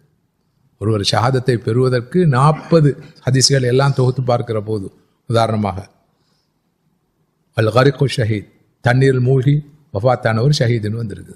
இவரை குளிப்பாட்ட வேணும், கஃனிடவும் வேணும். அவர் ஷஹீத் மறுமையில் தான், உலகத்தில் ஷஹீதாக பார்க்கப்பட மாட்டார். சாஹிபு அல் ஜம், பார்சவாயினால், பார்சவாயுண்டா பேரலிசிஸ், அதால் பாதிக்கப்பட்டு வஃபாத்தானவர் ஷஹீதுன்னு சொன்னார்கள். ஆனால் அவரையும் குளிப்பாட்டணும், கஃனிடணும். அதே போல் கட்டடங்களில், கட்டட இடிபாடுகளில் மாட்டி மரணித்தவரும் ஷஹீத் என்று சொன்னாங்க. அவரும் குளிப்பாட்டப்படணும், கஃனிடப்படணும், குளிப்பாட்டப்படணும், கஃனிடப்படணும். ஆனால் ஷஹீதுல் ஹக்கை, உண்மையான ஷஹீத், நேரடியாக அல்லாஹ்வுடைய தீனை நிலைநாட்டுவதற்கான போராட்டத்தில் ஈடுபட்டு இறை நிராகரிப்பார்களால் கொலை செய்யப்பட்ட உண்மையான ஷஹீத். அவரை தான் குளிப்பாட்ட வேண்டிய அவசியம் இல்லை, கஃனிட வேண்டிய தேவையும் இல்லை.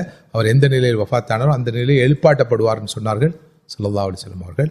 அவர் அந்த நிலையில் எழுப்பாட்டப்படுவார், அந்த இரத்தத்தோடு, இரத்தக்கரையோடு அதோடு எழுப்பாட்டப்படுவார். அது ஒரு பெருமையாக அவர் அங்கு எழுந்து நிற்பார் என்று ஹதீஸ்களில் வந்திருப்பதை பார்க்குறோம். அடுத்ததாக முடியுமானவரை கஃனை கொஞ்சம் அலங்கோலம் இல்லாமல் அழகாக, கஃனை அழகாகண்டா பிள்ளையா விளைக்கிறாதீங்க, வர்ணங்கள் போட்டல்ல. சல்லாம் இதா குஃபின் அஹதுக்கும் அஹாஹு, இதா குஃபின அப்படி வரையலாதே, இதா கஃபன் அஹதுக்கும் அஹாஹு ஃபல் யுஹ்சின் கஃபனஹு.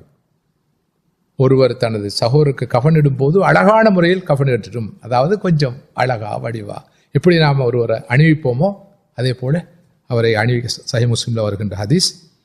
அதாவது முதலாவது அந்த ஆடை துப்புரவானதாக இருக்க வேணும், சுத்தமானதாக இருக்கணும், நேர்த்தியானதாக இருக்க வேணும், உடம்பை மறைக்கக்கூடியதாக இருக்க வேணும். அப்படி இல்லாமல் ஆடம்பரமான துணிகளை எடுத்து கஃனிட வேணும் என்பது பொருள் அல்ல. அதே போல் மிக முக்கியமான அம்சம்தான் ஜனாசா தொழுவிப்பது, ஜனாசா தொழுகையில் கலந்து கொள்வது. ஜனாசா தொழுவிப்பது கட்டாய கடமை, ஜனாசா தொழுவது கட்டாய கடமை. அதில் கலந்து கொள்வதனால் கிடைக்கிற நன்மைகள் பற்றி ஸல்லல்லாஹு அலைஹி சொன்ன ஹதீசுகளை சொல்வதற்கு